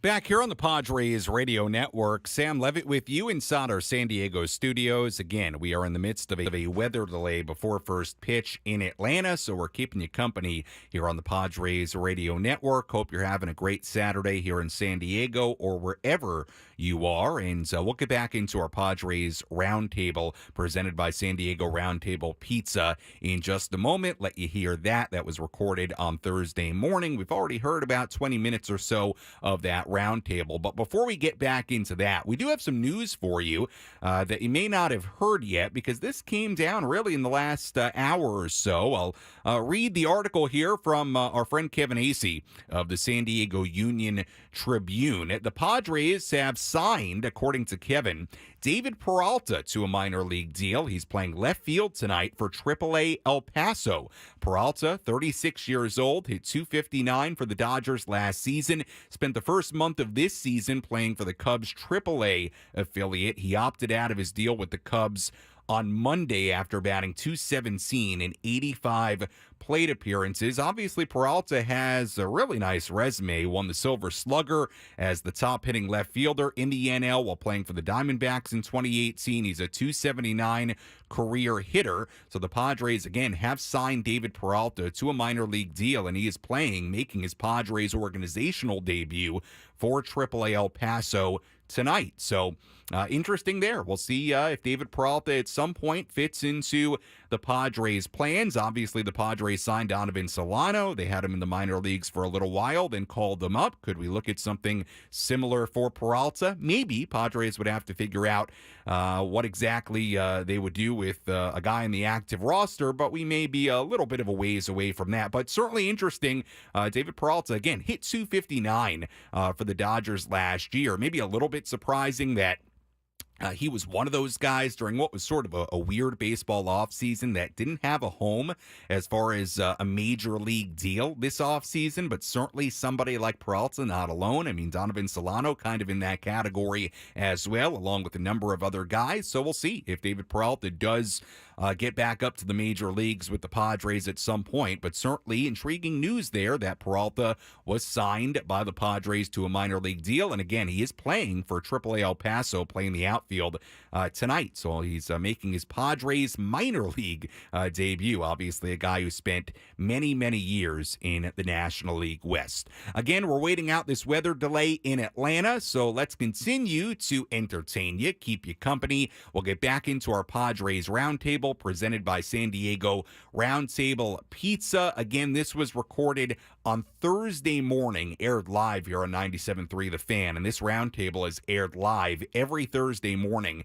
at 10 a.m. So everything you're hearing right now, it includes a discussion on everything through the Rocky series that ended on Wednesday, but obviously the guys and gals with Annie talking, they did not know what was going to happen on Friday yesterday. So the Padres winning yesterday's game in Atlanta. So everything you're hearing is before yesterday's win, but still certainly a very intriguing conversation on the Padres roundtable. So let's get back into that roundtable and let's hear more discussion on the Padres. You know, process is important. You know, the best teams have good processes, but for fans, that doesn't matter. When you go to a game, you want to see your team win. And you don't want to see hard hit balls. You want to see win. He did hit 4 hard hit balls. And Craig, we can be reasonable as fans and understand that they're not going to win every series. They're going to have a losing series against some teams with losing records because everybody does over the course of the season. But it's okay to acknowledge that you had a bad series when you have a bad series, and not tell us that. No, it was okay because we walked a lot and we gave ourselves opportunities. That's better than getting no hit 3 straight games. I mean, yes, it is. Yes. We do know that, but ultimately it's a failure of baseball what the Padres did, and you can acknowledge that it's a failure of baseball. I believe I've said I know I've said it on our show. I think I've said it on the roundtable too that Mike's never going to change the way that he's acting. Like if he does, we're going to be so far down the mine shaft that we're not going to be able to see sunlight anymore. However, given that, for each individual listening to him, your mileage is going to vary on how much of this you can take. Yes. And I'm with you as well, Woods, that yesterday I truly felt like you lost your position in San Diego as the #1 turd polisher. And You Mike being Shildt, Ben. yeah, Mike You Shildt deserve that. Mike I Shildt get got on my own the show, so yeah, it's fine. Yeah, it's I hear all It's the a squeaky squeaky noise, sound, yeah. the squeaky sound. Well, I mean, Mike Shildt got his shine box out yesterday in the worst way. I mean, he was shine box Shildt yesterday. Top 10 this, top 10 that, 4 straight series, making up stats. I mean, like it obviously, that's gaslighting. That's like exactly what gaslighting is. One last thing though, for the fans, and we're going to get into this more in the 11 a.m. hour, but our tickets went up in 2023, and we were told it was for a championship product. Our tickets went up significantly more in 2024, and we were told this is a team that's fighting for a championship this year. The Padres haven't had this extended run of success since the first half of 2022. You can look it up, and we're going to go through it. It's a string of about 300 games of incredibly mediocre baseball. So, like, don't tell us one thing and then say that, no, our expectations should be to just sit there and take it. No, we're going to boo you at this point. 4 straight series is great, but 8-4 in the big picture is not much. The Phillies are 16-3 in their last 19. Now that's a good stretch of baseball. That's a run. Right. We have not seen anything like that. You're listening to our 97.3 The Fan Padres Roundtable. It's presented by San Diego Roundtable Pizza. And I'm just going to throw out the possibility that Mike Shildt is actually a diabolical genius, because what is everybody talking about today? Padre. Mike Shilt's bad press conference. What really would we have been talking about? Manny Machado's continued struggles and an unending slump at the plate. And maybe he cleverly changed the topic about something he didn't want to have people talking about. Hey, talk about me and how bad I am at a press conference, and not talk about what may be the real issue with this team. Chris, you mentioned it before. The stars not playing like stars. Manny Machado gave extensive comments, some of the most extensive comments he gave earlier this week about his recovery from his surgery, where he is in the process, not being fully locked in, expecting that he will be there at the end. But in the meantime, as he continues to struggle, is there anything you do in terms of not playing Manny as much, putting him down in the lineup, or are you locked into putting him in the cleanup spot every single day and just crossing your fingers that today is the day that Manny becomes Manny Machado again? Yeah, I'm an idiot. I'm going to probably keep hitting him cleanup because I don't really think I have a better option, honestly. I would consider very much so moving Bogarts down into the 8th spot. 9th is almost too embarrassing for a guy of his previous stature. But until he can show me he can do anything consistently, I don't think I can have him in the middle of this order. But Manny, as terrible as he is, he's still Manny Machado, and the back of his baseball card tells me that he'll end up with 30 home runs and 100 RBIs at the end of this season. I got to still believe in that. And as I said, who am I going to put in? Who are you going to bat fourth? Hassan Kim? I mean, Jackson Merrill? I don't see a better option right now. You have to cross your fingers and hope that Manny starts figuring it out again. Sneakily, though, with just a couple of home runs and a couple of decent days, Xander's numbers and Manny's numbers are really, unfortunately, close now, despite how bad Xander was for so long. No, I'm dropping down. Manny is and don't forget, we had a roundtable discussion earlier this year where we talked about moving him out of the leadoff spot, Xander, and I said, absolutely not. You got to stick with this guy and ride it out. Well, I've ridden it out personally long enough. That was before Arise was on the team. That's changes true. The equation a little bit. Annie, your experience with Manny, is there anything that the Padres can or should be doing with their most expensive superstar? I think he has to ride it out. And here's the other thing. Manny, just like every player on this team, has an ego. He wants to be in there. He wants to help the team. I think he's your best option right now. You've got to get him going in order to get the Padres where they need to go in the postseason. He's got to be a big part of that. And the other part of that is you want to keep him in a position to succeed, essentially. Like, you want, I don't know how to say, like, you want Manny to be happy, sort of. You know what I mean? Like, and that's not because he's a bad teammate or a bad sport or anything like that, but because he knows he's got to work into it. He's got to get into where he knows he can be. And if you don't give him the chance to do that, that's going to be a bigger problem than, enduring some of these weeks until he gets his arm to where he needs it to be, that he feels more comfortable. Craig, when we had Eno Saris on, he said, I don't think it's decline with Manny. Obviously, the bat speed down a little, as it does with every aging player, but he doesn't see that as the reason he is struggling. Highest on the team. Yeah. Are you worried about, like, this is a permanent Manny problem, or is this, as Manny contends, just a temporary issue that might be, the elbow might be contributing to it, and he's still got however many years of good Manny Machado style play left in him? What choice do I have? Yeah. That's a good point. This is year 1 of 10. The Padres had their chance to get off of the Manny Machado train last year, and instead they yoked themselves to him through his early 40s. If he is a declining player at 31, the Padres are screwed for the decade. I refuse to believe that yet. Same with Xander, too. Absolutely. If this is what our stars are going to be, we're the Angels, period, done. Okay? We're the Angels. Get ready for a decade of, remember this bobblehead.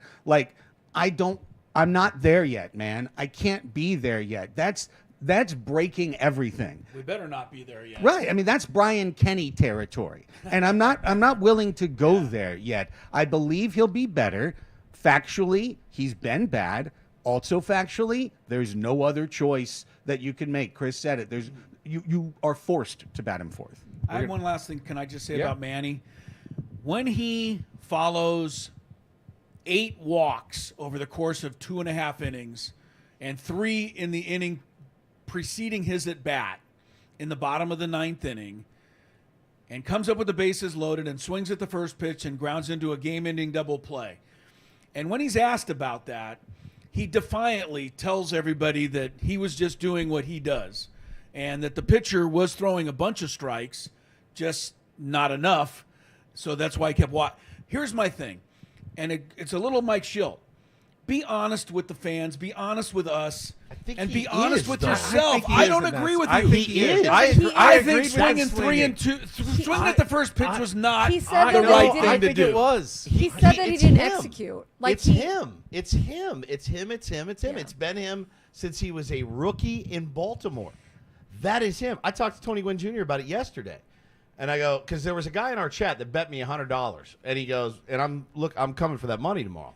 He said, I can't wait for Tony Gwynn Jr. to eviscerate Ben, because Ben said he shouldn't have swung, or maybe he shouldn't have swung 0-0. And I go, no. Tony will absolutely tell you that Manny Machado, that's his pitch. He can handle that pitch. He didn't get the best swing on it. But when he tells you, Chris, or he tells the media, I'm not changing. That's not BS. I think that's legitimately who he is, and I think for him to be at his best, he needs to believe that and stay in attack mode because he mashes on the first pitch. It was a strike. He could handle it. Now, if it's a slider down and away and he does the ass-out Manny Machado swing that we've seen, yeah, man, I get that after all those balls. But a pitch he can handle in the zone and end that game as the $30 million cleanup man, I have no problem with the process. I hated the result. I really did. But I really do feel that is who he is. I really do. I don't think he was lying when he said he defiantly grounded into 2 more double plays the very next game on the first pitch. Which I thought was kind of hilarious, to be honest with you. The first one, I laughed my ass off. I really did. I go, well, everyone else booed. I go, this is comedy. But I don't think it's defiance as much as it is who he inherently is. A guy in my DMs last night was like, man, listen to this audio. And I said, I love it about Manny. I also hate it about Manny. I love it. I love that a guy is that confident in himself, because you cannot play that game without being confident. But I also, I want a little eyewash from time to time. He's not going to give it to us. He's never going to give us and say, I'm broken, I'm battered, I can't do it. Never. He'll never say it. And jump in here. You said it better than what I just said the prior statement, because that's what I mean about ego and everything like that. It's not, it's a healthy, it's a good, it's confidence, but it's also, you need him. You need Manny to be Manny. Like, Manny is that little kind of,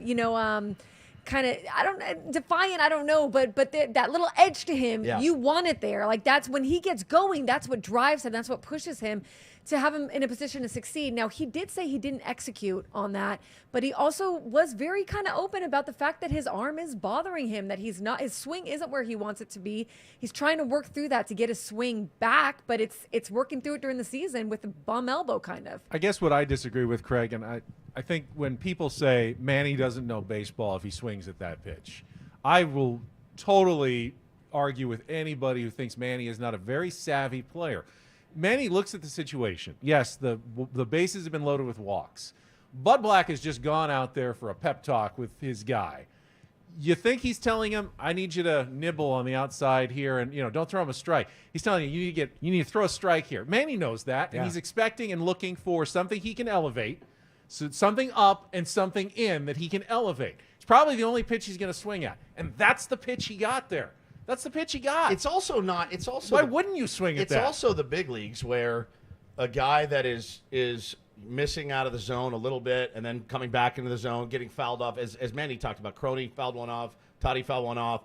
That he should have struck out on the pitch, the last pitch. He got a call. And so it's also the big leagues where I think you're sitting there 0-0 and you're like, yeah, but this guy's a big league pitcher. I know he can find the zone, and I know he's probably going to find the zone here. I don't think he's going to throw me a slider away. What if it's box? What if it gets away? The tying run scores.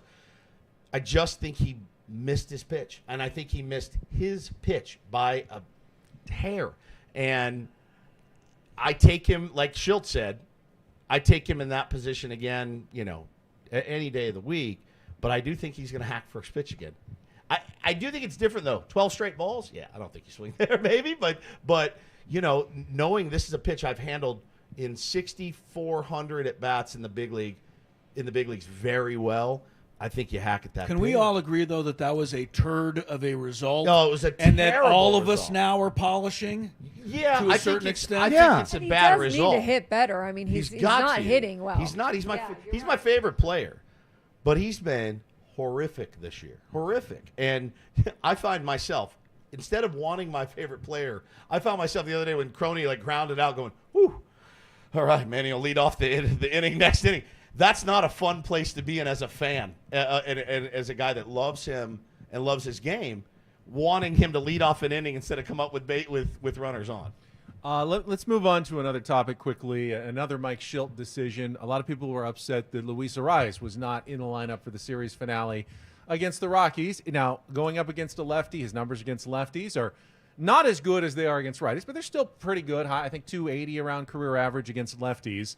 But what do you do going forward? Now, with Donovan Solano seemingly a pretty good option against lefties as a right-handed bat, he went 2 for 3 with a walk. And you've got Jake Cronenworth, who's been one of your better players, but one of your only regular lefties that you could sub out if you wanted to keep Arraez and Solano both in the lineup. How does Mike Shildt handle matchups against lefties and making sure that he's not sitting the same guy over and over again? Well, I appreciate you coming to me on this one. There is an obvious blind spot in the heart of the Padres versus left-handed pitching lineup, and that is Jake Cronenworth.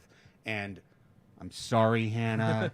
I'm sorry. Please don't bookmark tweets and ruin my morning the next time he hits a home run, okay? I think Jake Cronenworth's a very good player. Self-awareness is a critical part of success in any sport. And one of the big themes that we're driving at here is that the Padres are not very self-aware. They're always acting as if they're a 20-game over 500 team that had a brief period of lack of success and ignore the things that they could do structurally to improve what they've got going on the field.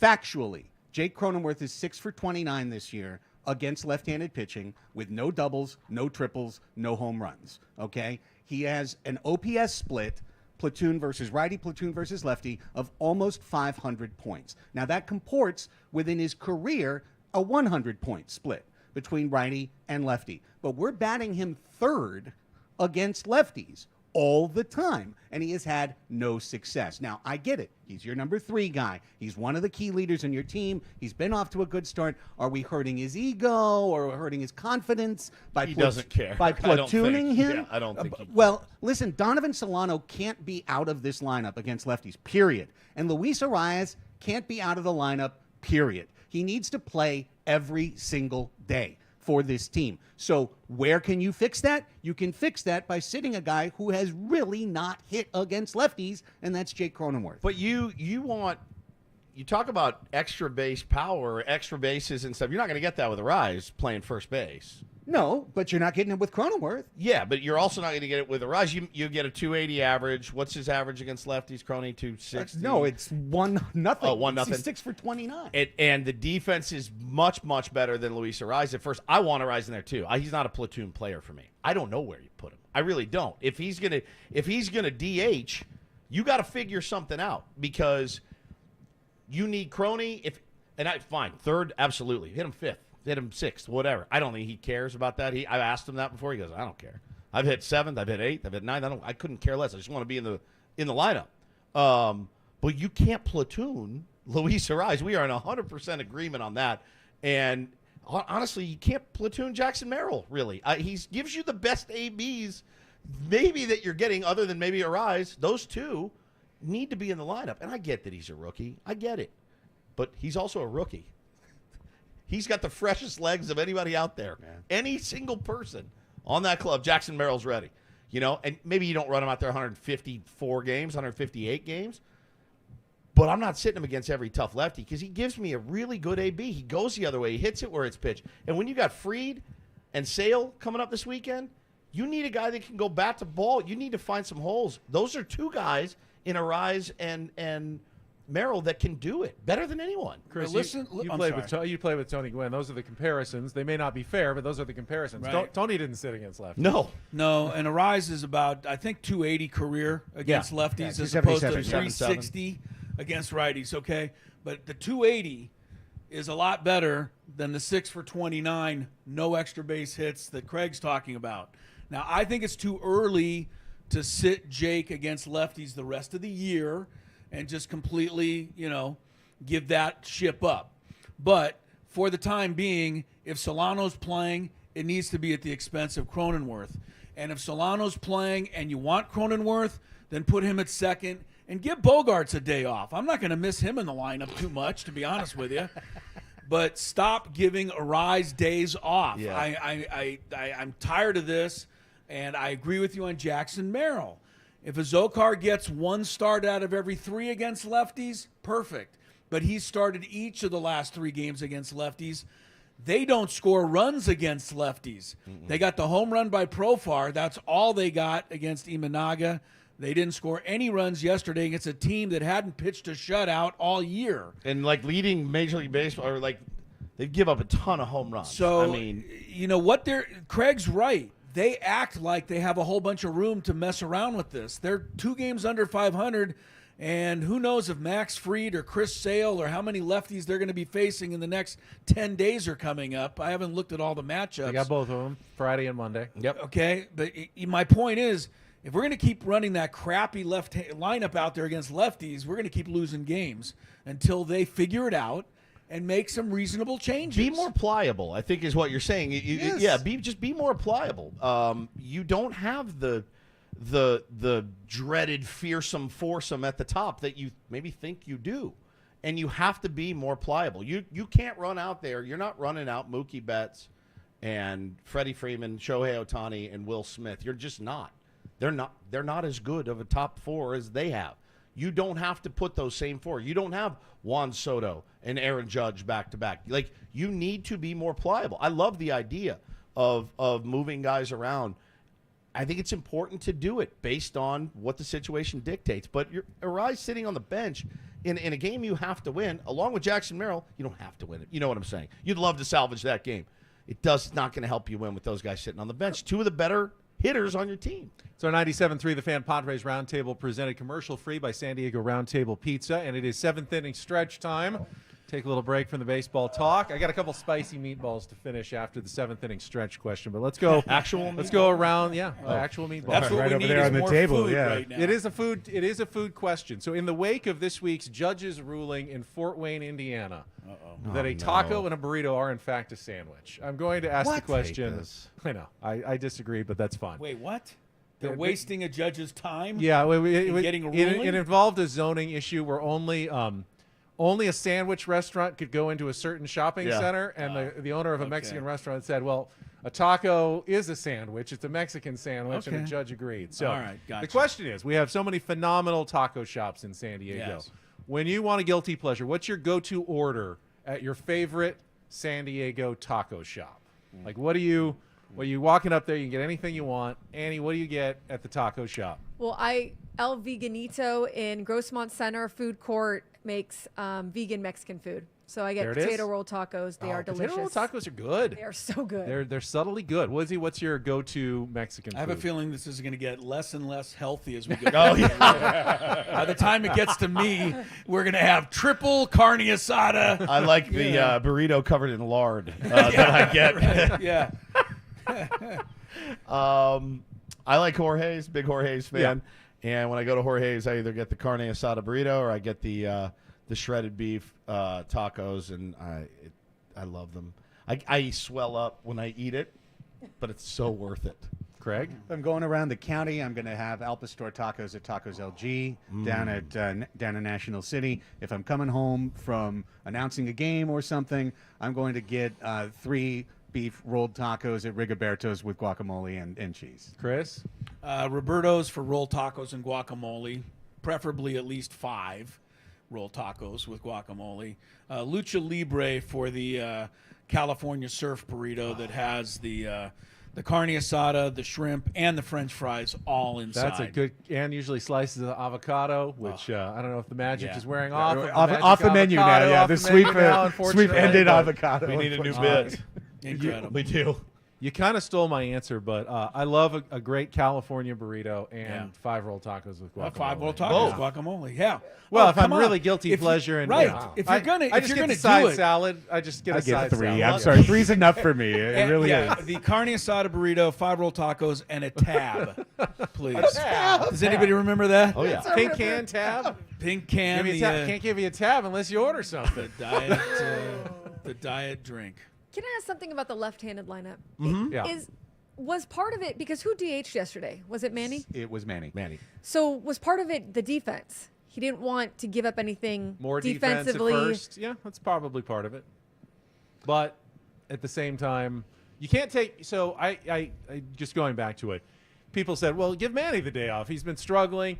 I said that. Yeah, you can't take You can't take any of your righties who mash lefties out of the lineup. That's one of your chances to get them going, is to face a lefty. You sit them and then say, "But we'll put you back in against the tough righty the next day." It's like, thanks. How am I ever going to get going? You're taking me out against the lefty. You can't do that. So you have to play Manny and Bogarts against the lefties, even if they are struggling, because that's their chance to actually get some confidence and get going. But what Craig's saying is that they feel like they have to play Cronenworth too, because he's the number 3 hitter. And Craig is going a little deeper into this and saying you don't have to play Cronenworth until he can do something against lefties. I think that's fair. All right, I'm going to get into it's actually a metaphorical spicy meatball. Sorry, Woods. 20 hours now a week. you're gaslighting all right. us too. This is one that I think everyone. Shine box. I think this is one that everyone out there is going to like to hear. How can we in the media do a better job of covering the Padres? And are we soft, as so many people often claim in our coverage of the team? Anybody? Silence. I finally silenced the group. Did. We go back and forth on this a lot. I think. Like I'm excitedly nervous to talk to Mike Shildt tomorrow because I'm nervously nervous. With yeah, I mean, I think it's like I said, it's the first time with that particular skipper that you're gonna have to say, hey man, I don't agree with you. I don't agree with you at all. You know. When we talked to him last week and we brought up a couple of instances of things that we didn't really understand, I loved how he explained it. I loved how he explained why he uses Enyel De Los Santos when he does. He's a manager. I'm not. I loved that. Why did you take Profar out? I loved his explanation. And I can say, yeah, sounds good. Tomorrow is going to be different. And I don't think I can, in good conscience, sit and listen to, well, what about those 4 series, though? I don't think I can do that as a member of the media. I don't think I can stomach that. I also don't want to go. People want me to call him a liar. You're a liar. You're this. You're that. I'm not going to do it. And I know exactly. And I guess first time in 3 years to win 4 series. Right. I think it was more mistake. It was more a mistake. Really a lie. Yeah, I mean, so I know I'm an avid defender of Manny Machado, of course, and I get railed for it. But I've seen him carry this team before. I've seen it. We've won with Manny Machado here. I don't know. It is what it is. I mean, the Philly, New York, they don't win. They don't win either. Boston, whatever. Like, they've won, but they don't win a lot. Like, the Mets never win. The Yankees haven't won since 2009. Phillies hasn't won a World Series in forever. So it is what it is. I used to take it really personally. I don't anymore. It is what it is. I want to throw out an example of something that I think a lot of us do, not just in San Diego, across the media. I've been guilty of it myself. And Andy, you've probably seen it in a million player scrums and manager and coach news conferences. Oftentimes when we ask a question, we will build the excuse into the question before we 100%. even get to the question. Can we stop doing that at least? Just ask the question. Be respectful. Understand that these guys are trying to do a job. It's a hard job. Most of them are actually quite good at that job and have a lot of experience making decisions in that job. I am a big proponent of always being respectful. You don't have to ask a question and try to get them. It's not a game of gotcha. But so many times, and even experienced members of the media will preface their question with 8 seconds or 30 seconds of, I understand that blah, blah, blah, and blah, blah, blah, and blah, blah, blah, but why did you make that decision? Well, you just answered the question already. Why do we do that so often? Yeah, I mean, I've been guilty of that. Also, the questions where you're like, how worrisome is that? Maybe it's not concerning at all to them. Maybe it's not worrisome at all to them. So just, I think changing a lot of that dialect is important. And I also think learning more about the game. Like, I love, like you, sometimes I think people in the organization sometimes take it defensively, like you're questioning them when sometimes you're just trying to learn, like, what are the decisions, why are those being made? And I'll also say this, and this is a much longer conversation than we can have in this roundtable. Covering teams has gotten a lot different. There are a lot of people, and it obviously goes from organization to organization, who are some players are coddled. Some people within the organization don't understand how media works. It becomes and nor care to learn because it's a private entity. Hey, we'll threaten to revoke your credential. Hey, we'll not let you do this. We'll warn the player that you're coming. Well, there's all kinds of different things at play now that I think make the job a little bit more difficult. And again, that really is a culture thing. It varies from organization to organization. I talk to a lot of beat reporters around the league. It's different from place to place. So I think the more that you can do what you're talking about, which is being, like you said, respectful, but also trying to understand where they're coming from, and again, trying to show up and understand on our end what the players are saying and coming from. I think that leads to better coverage. Benny, but also, like, the players, they also need to do a better job. They do. I mean, it's. I agree. Hide in training rooms. It is not hard. It is not hard to say I suck right now. I'm working on it. I'll get better. It's so it just deflates the whole thing. But it's not hard to say that maybe you're right. In that situation, I shouldn't have swung at the first pitch. But now it's harder now too for the player because now they become viral. The clip, sometimes the context isn't included. The player gets burned somehow. So I get that part of it as well. I think as members of the media, we're human beings as well. Just like players and coaches don't want to be embarrassed, we don't want to look foolish with our questions. I don't mind if it's a strategy. Well, yeah, question. I don't mind at all. I think sometimes the most foolish questions get the best answers. Well, and that's true, and that is absolutely true, Andy. That's a great point because sometimes I think we as question askers need to swallow our pride and go, I know this sounds like a dumb question. And I know that it's a dumb question, but I don't have to talk for 5 minutes to explain why I know it's not a dumb question before I ask it, Craig. And we all have that feeling when we're in a press conference. Those are uncomfortable situations. They are. And, this is a difficult topic to be sure. The most generic kind of, short answer that I could give is I would love to see more of an eye on two things. One is a culture of accountability, because that is one area that the media can fill in where a team does not. And the other is to not approach as many, and I'm not talking about anyone here, but just there's a lot of naivete in San Diego sports reporting of just taking what's said and kind of repeating it and not questioning what is being asked, but taking it at pure face value. And I think you need to earn that. At least with me, you need to earn that trust that I can take you at face value. A lot of times I'm going to take a look at what's being said compared to what's happening, and I think we had a great example of that disconnect yesterday. Can I also say something that I think a lot of fans might be helpful to understand? A lot of the conversations, the best conversations, happen without a camera around or a microphone around. You're having them just in the clubhouse talking guy to guy, and you're processing that and moving that, or coaches or managers. It's not all like most of the best reporting is not what you're seeing in these post-game pressers. It's the stories. We had it yesterday with Cronenworth. We walked in. How we doing? Good to see you. And he's like, was asking about holding runners on, and he showed me the different ways that he does it. Like that was great. But I'm not going to do that.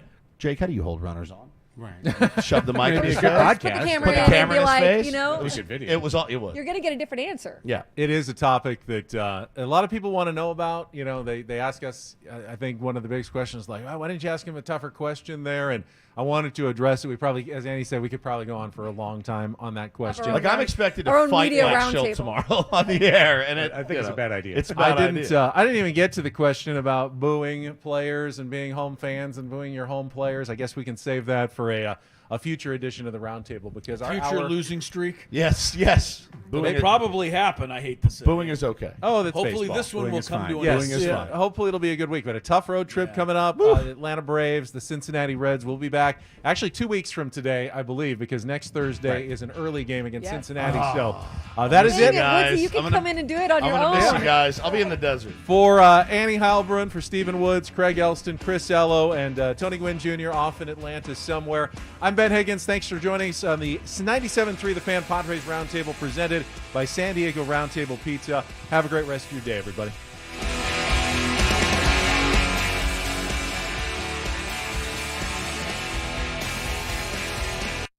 That was the Padres Roundtable presented by San Diego Roundtable Pizza. Very nice job there by our variety of daily hosts here on 97.3 The Fan. Really good discussion on the San Diego Padres, everything going on with the team. Again, hope you enjoyed it. It's been nice to be able to play those during our various rain delays over the first third of this season. So good job by everybody there, and we will continue on our rain delay programming. Again, if you are expecting Padres baseball right now, well, we are in a weather delay before first pitch in Atlanta. In fact, the Braves tweeting this out 7 minutes ago. Not much of an update, but an update nonetheless. Braves tweeting, we are still in a weather delay. We will continue to watch the forecast closely and provide updates. So an update that really had no update at all, but as we know, these situations, they are very fluid. The rain coming down in Atlanta, and we're going on about an hour and a half rain delay now, and it may still be a while. So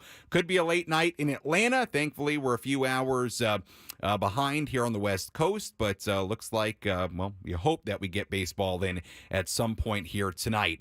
Here's what we'll do in the next 15-20 minutes or so. We will go out to Jesse and Tony, get an update from them at 6 p.m. We'll take a quick break here. We'll come back. We will revisit a conversation that the morning show Ben and Woods had with Dylan Cease. That was recorded earlier this week, so we'll play that. That's about 7 minutes, and then we'll get to Jesse and Tony at the very top of the hour. They'll have an update from Truist Park in Atlanta. So we're keeping you company here on 97.3 The Fan and the Padres Radio Network as we wait out this weather delay in Atlanta. More rain delay coverage after this.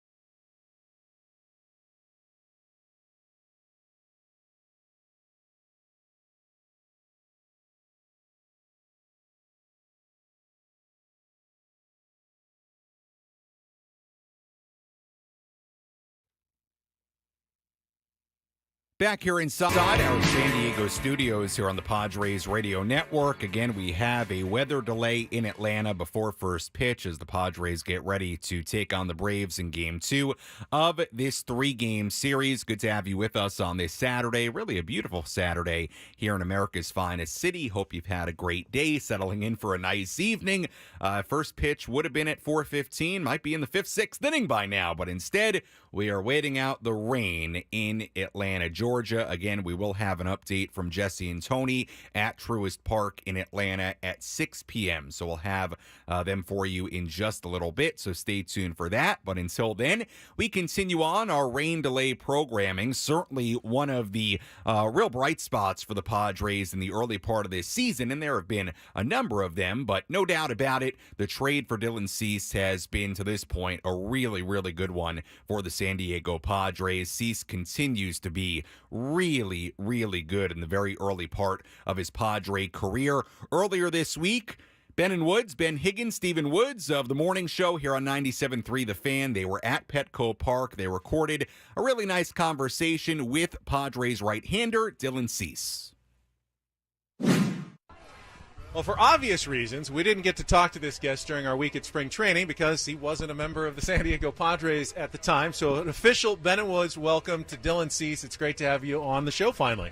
Thank you. Appreciate it. So how was that time for you, joining a team last minute? They're already on their way to Korea by the time you get traded. Kind of just walk us through that entire experience of moving from the White Sox to the Padres. Yeah, it was logistically a little bit stressful, but it was exciting at the same time, and I knew the Padres had a ton of talent and was, from everything I heard, was a good organization. So once we got past the figuring out how to pack up and get to Korea and all that, it was pretty good. You know, I went to college in Chicago. I love that city. The South Side's amazing. White Sox fans are crazy. And now you get traded to San Diego, which is, I've been here 14 years. Also a pretty great place to live and play. What's been the most remarkable difference, I guess, about the two? Well, I haven't had a ton of time to really explore San Diego, so I'm still kind of figuring out where everything is and what the spots are. I don't know. I don't know if I have a great answer for that, to be honest. The crowds in Chicago dwindled a little bit, and then you come here, and the crowds have been bananas here at Petco, even like on a Tuesday night. Got to feel special when you take them out. Yeah, absolutely. That much energy and that much, I guess, excitement and care really is, to me, very motivating. You're obviously off to a fast start this season, and some people say Petco's a great pitcher's park. Others say this change of scenery is a good thing. What would you kind of attribute to the good start to your season this year? Yeah, it's probably a couple things. I feel like I made a really good mechanical adjustment in spring training, and then have just kind of carried that. And then, pitching here doesn't help, and then having a great defense behind me doesn't help, and having a good pitching coach and good analytics and all that. It's all kind of goes together. Ruben loves when we talk about him in interviews, so I'll give you a chance to speak highly of Ruben Niebla, who we love and is just the greatest guy. But how special is it working with him every day, and what has he helped you accomplish?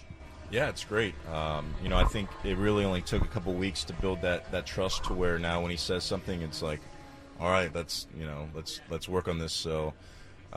He's always got really good information, and he's been awesome to work with. I think that's interesting because you've obviously been working with pitching coaches your entire life, and what does it take? What kind of things does he have to say? You go like, oh, I can work with this guy. Yeah, sometimes it could be something as simple as like, I don't feel like my slider's in a good spot, and he'll go, well, the data's good. Why don't you just try aiming it lower? And it's like, oh yeah, okay. It's like simple things like that where. Sometimes you can overthink it, or sometimes you can, think something and the numbers say something else. So it's just kind of keeping you on the right path. I know the mental part of your game is something that you're very, very involved with, and I know in any level of baseball, if the brain gets going too fast, the body speeds up, the body slows down. What do you do specifically to help center you on the mound? And do you use apps and stuff and meditate and things like that? I don't use any apps. There's a type of yoga called Isha yoga, and I do some of the practices from there. On the mound, I'm just performing and in the moment. But yeah, off the field, I definitely do some meditation, some visualization, some yoga stuff. Well, they were talking about on the broadcast last night. There was a pitch or something where you actually put your hands down together, like you were reminding yourself on the mound. Yeah. Well, I mean, sometimes, yeah. It's mostly when I don't get down the mound and I cut myself off, and I'm just like, go. Reminding yourself. Yeah. What do you make of the talk about the velocity and contributing to pitching injuries? Obviously, you're one of the high velo guys in the league. You have to see the guys who are around you, a lot of them having to go through that. What's your philosophy on that? Is it something that you worry about? Is there anything you can do about it, do you feel? I mean, I don't really have a philosophy on it, and I don't worry about it because I don't want to live my life like that. I mean, yeah, it makes sense. More power, the more risk, but I guess it just is part of, comes with the territory. I want to talk about some of your interests outside of baseball because I do find it fascinating. I know you did a sit-down with Mary Lou's. You talked about your love of disc golf. So, all right, the obvious question is, do you play real golf? I haven't played a whole lot of real golf. I have before, but it's not something I ever really got into. You're like one of the 4 pitchers maybe in the big leagues. It's not that's not like a +2 handicap. I know. It's. I think I missed my window. Disc Too golf late is now. actually harder. It is harder. When we play at Goat Hill, we have our tournament coming up. They also have a disc golf course. I've tried it. It is really tough. It's really That's hard. It's a challenging sport. I mean, what's the key to good disc golf? I haven't figured that out. You own courses, but you haven't figured it out yet. No, I'm on like I'm on the entrepreneur and just that side of it with my buddy Paul and all that right now. So I've never gotten good at disc golf. I'm better than somebody who's never played before. So if you saw me play, you'd be like, man, that guy's not bad. But if you actually knew, you would think I'm horrible, which I am. So that's some. So, but the other thing, I mean, you clearly are a guy that just enjoys doing the things that you love to do without worrying about excelling at them all the time, other than pitching, right? Like this is something you enjoy. How about this love of painting? Now, I saw that you got into art. Are you into art? Or are you into making art? I guess both. I like watching like YouTube documentaries on different artists and different paintings and like what was going on and the history behind it and this and that. Who are some that are your favorites, artist-wise? I like Joan Myro, Kandinsky. I just learned about him recently. He's great. Have you seen Mark Rothko? Oh yeah. Oh, incredible. I'm not the biggest fan. Really? Oh man, it's like people go back and forth on him. Well, I just feel like, and not to, who am I to say this? But to me, I just think I guess I like a little more flair, and his stuff is just it's colors, which is great, but not. I don't know. You know what I'm saying? Fika one sold for like $80 million. So. You're not quite there yet, but would you consider a purchase like that at some point? Yes, Pitching's a Rothko. Not a bad sport to be in right now if you ever do want a nice art collection. Yeah, I think $80 million will be out of the budget unless I'm able to acquire $1 billion company someday. Now, what can we buy your painting for? Are you going to put yours up? What does a Cease original 2024 go for right now? That's a good question. I've never sold one. I would definitely be down to do it, but I don't know. That's kind of like a trap question because I could say something. Too high, too low. I could say something. I can sound like a douchebag. It's like this guy's been painting for a year and he's gonna try to get $20,000 for his, So I don't know. Whatever. Maybe we'll send it to auction. Let people that'd be a good idea. That'd be a good idea. Well, we do a Christmas and holiday show. We'd be happy to auction it off for you to some family that needs a Cease hanging over their fireplace, man. Really appreciate the time today, Dylan. Great getting to know you. Yeah, thank you. Appreciate it. That was Dylan Cease on with Ben and Woods, the morning show here on 97.3 The Fan earlier this week. Nice conversation there. And again, Dylan Cease right now scheduled to pitch on Monday in Atlanta. He's obviously been very good for the Padres so far following the trade from the Chicago White Sox. All right, we hopefully will have some updates for you shortly about tonight's game. And as we get ready for Game 2 of this 4-game series in Atlanta, let's quickly pause for Station ID on the Padres Radio Network.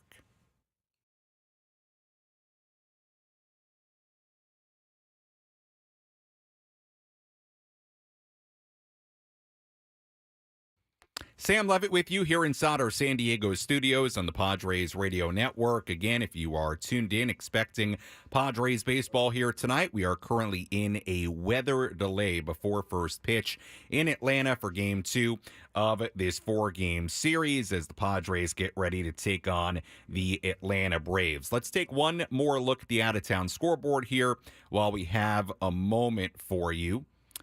Quickly, Marlins beat the Mets 10-9 in Miami, the final in 10. Earlier, we have other finals today. Guardians beat the Twins 11-4. Giants beat the Rockies 14-4 in San Francisco. Rays beat the Blue Jays 5-4 in Toronto. Cubs walked it off on the Pirates 1-0 in Chicago. Yankees beat the White Sox 6-1 in New York. Games going on right now across the major leagues. Mariners and the Orioles tied at 2 in the 7th inning in Baltimore. Nationals and the Phillies tied at 2 in the 9th inning in Philadelphia. Brewers leading the Astros 4-2 in Houston in the 7th inning. Royals and the A's in Kansas City, 7th inning there. Royals leading 4-2. Angels and the Rangers tied at 1 in Arlington in the 6th inning. Red Sox and the Cardinals in St. Louis tied at 1 in the 7th inning. Tigers are scoreless against the Diamondbacks in the 4th inning in Arizona. One more game yet to begin here tonight. Reds and the Dodgers in L.A. at 6:10. All right, we do have an official update for you now, and it's not a great one for baseball here tonight. According to the Padres, tonight's game has been postponed. Tomorrow's game will be played as scheduled at 4:10 p.m. Pacific time. Monday will now be a split doubleheader in this series. It'll be a 9:20 a.m. start time for Game 1 and a 3:20 p.m. start time for Game 2. So it all of a sudden becomes a very long getaway day for the Padres. So again, tonight's game has been postponed in Atlanta. And again, tomorrow's game played as scheduled. One game, 4:10 p.m. first pitch tomorrow. And Monday, a split doubleheader. Again, 9:20 a.m. first pitch for Game 1, 3:20 p.m. first pitch for Game 2. So that is the official update from Atlanta. No baseball tonight at Truist Park. All right, let's take a quick break. We'll come back and we'll wrap things up, put a final bow, if you will, on our rain delay coverage. We'll get things set here, wrap things up, get you ready for tomorrow. More after this on the Padres Radio Network.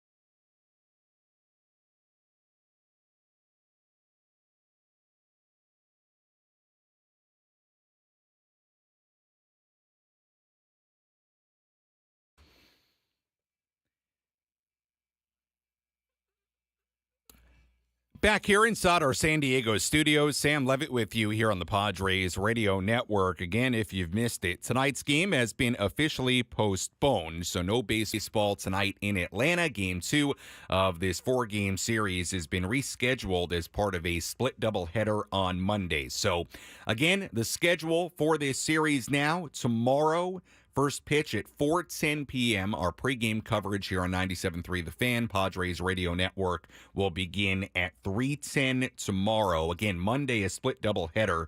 9:20 a.m. on Monday for Game 1, 3:20 p.m. first pitch for Game 2. So, again, that's a split doubleheader. So, we are going to have a few hours between first pitch in both of those games, or I should say the ending of Game 1 and first pitch in Game 2 of the doubleheader on Monday. So this now becomes a pretty interesting series, really, when you consider the Padres now having to play tomorrow night, then turn around and play a doubleheader on Monday and a getaway day into the 3-game series in Cincinnati beginning on Tuesday. So it's a bit of a rough schedule now in this series. And on top of that, and we don't have confirmation on any of this, and we'll have to get into it as the pregame coverage begins tomorrow. And obviously stay tuned to our social media and all social media, really, for updates on the pitching part of all this. But you would imagine, and again, I'm just speculating here, that Yu Darvish would get pushed back to tomorrow's game, which would mean Joe Musgrove would pitch one of the games on Monday, but Musgrove's also coming off the injury, so if they were planning on pitching today, I don't know if that changes anything. Again, this is all information we'll have to learn over the course of the next 24 hours or so, what the pitching plans will be for now Sunday and Monday, and obviously it creates just a tough situation in general because you're playing a game tomorrow night and then turning around, playing a doubleheader on Monday, but is what it is. Padres are going to have to deal with it, and unfortunately, that's what the weather does sometimes. It alters plans, and certainly altered the plans here tonight, as again, tonight's game has been postponed. So, looking ahead to tomorrow, first pitch at 3:10, or I should say, first pitch at 4:10 tomorrow. Our pregame coverage will begin at 3:10 here on 97.3 The Fan and the Padres Radio Network. So we'll talk to you at 3:10 p.m. tomorrow. Again, tonight's game in Atlanta has been postponed. Great job by our studio coordinator today, Frank Marchese. For Frank, I'm Sam Levitt saying so long from inside our San Diego studios. We'll talk to you tomorrow afternoon as this series between the Padres and the Braves in Atlanta continues. Have a great night, everybody. We'll talk to you tomorrow.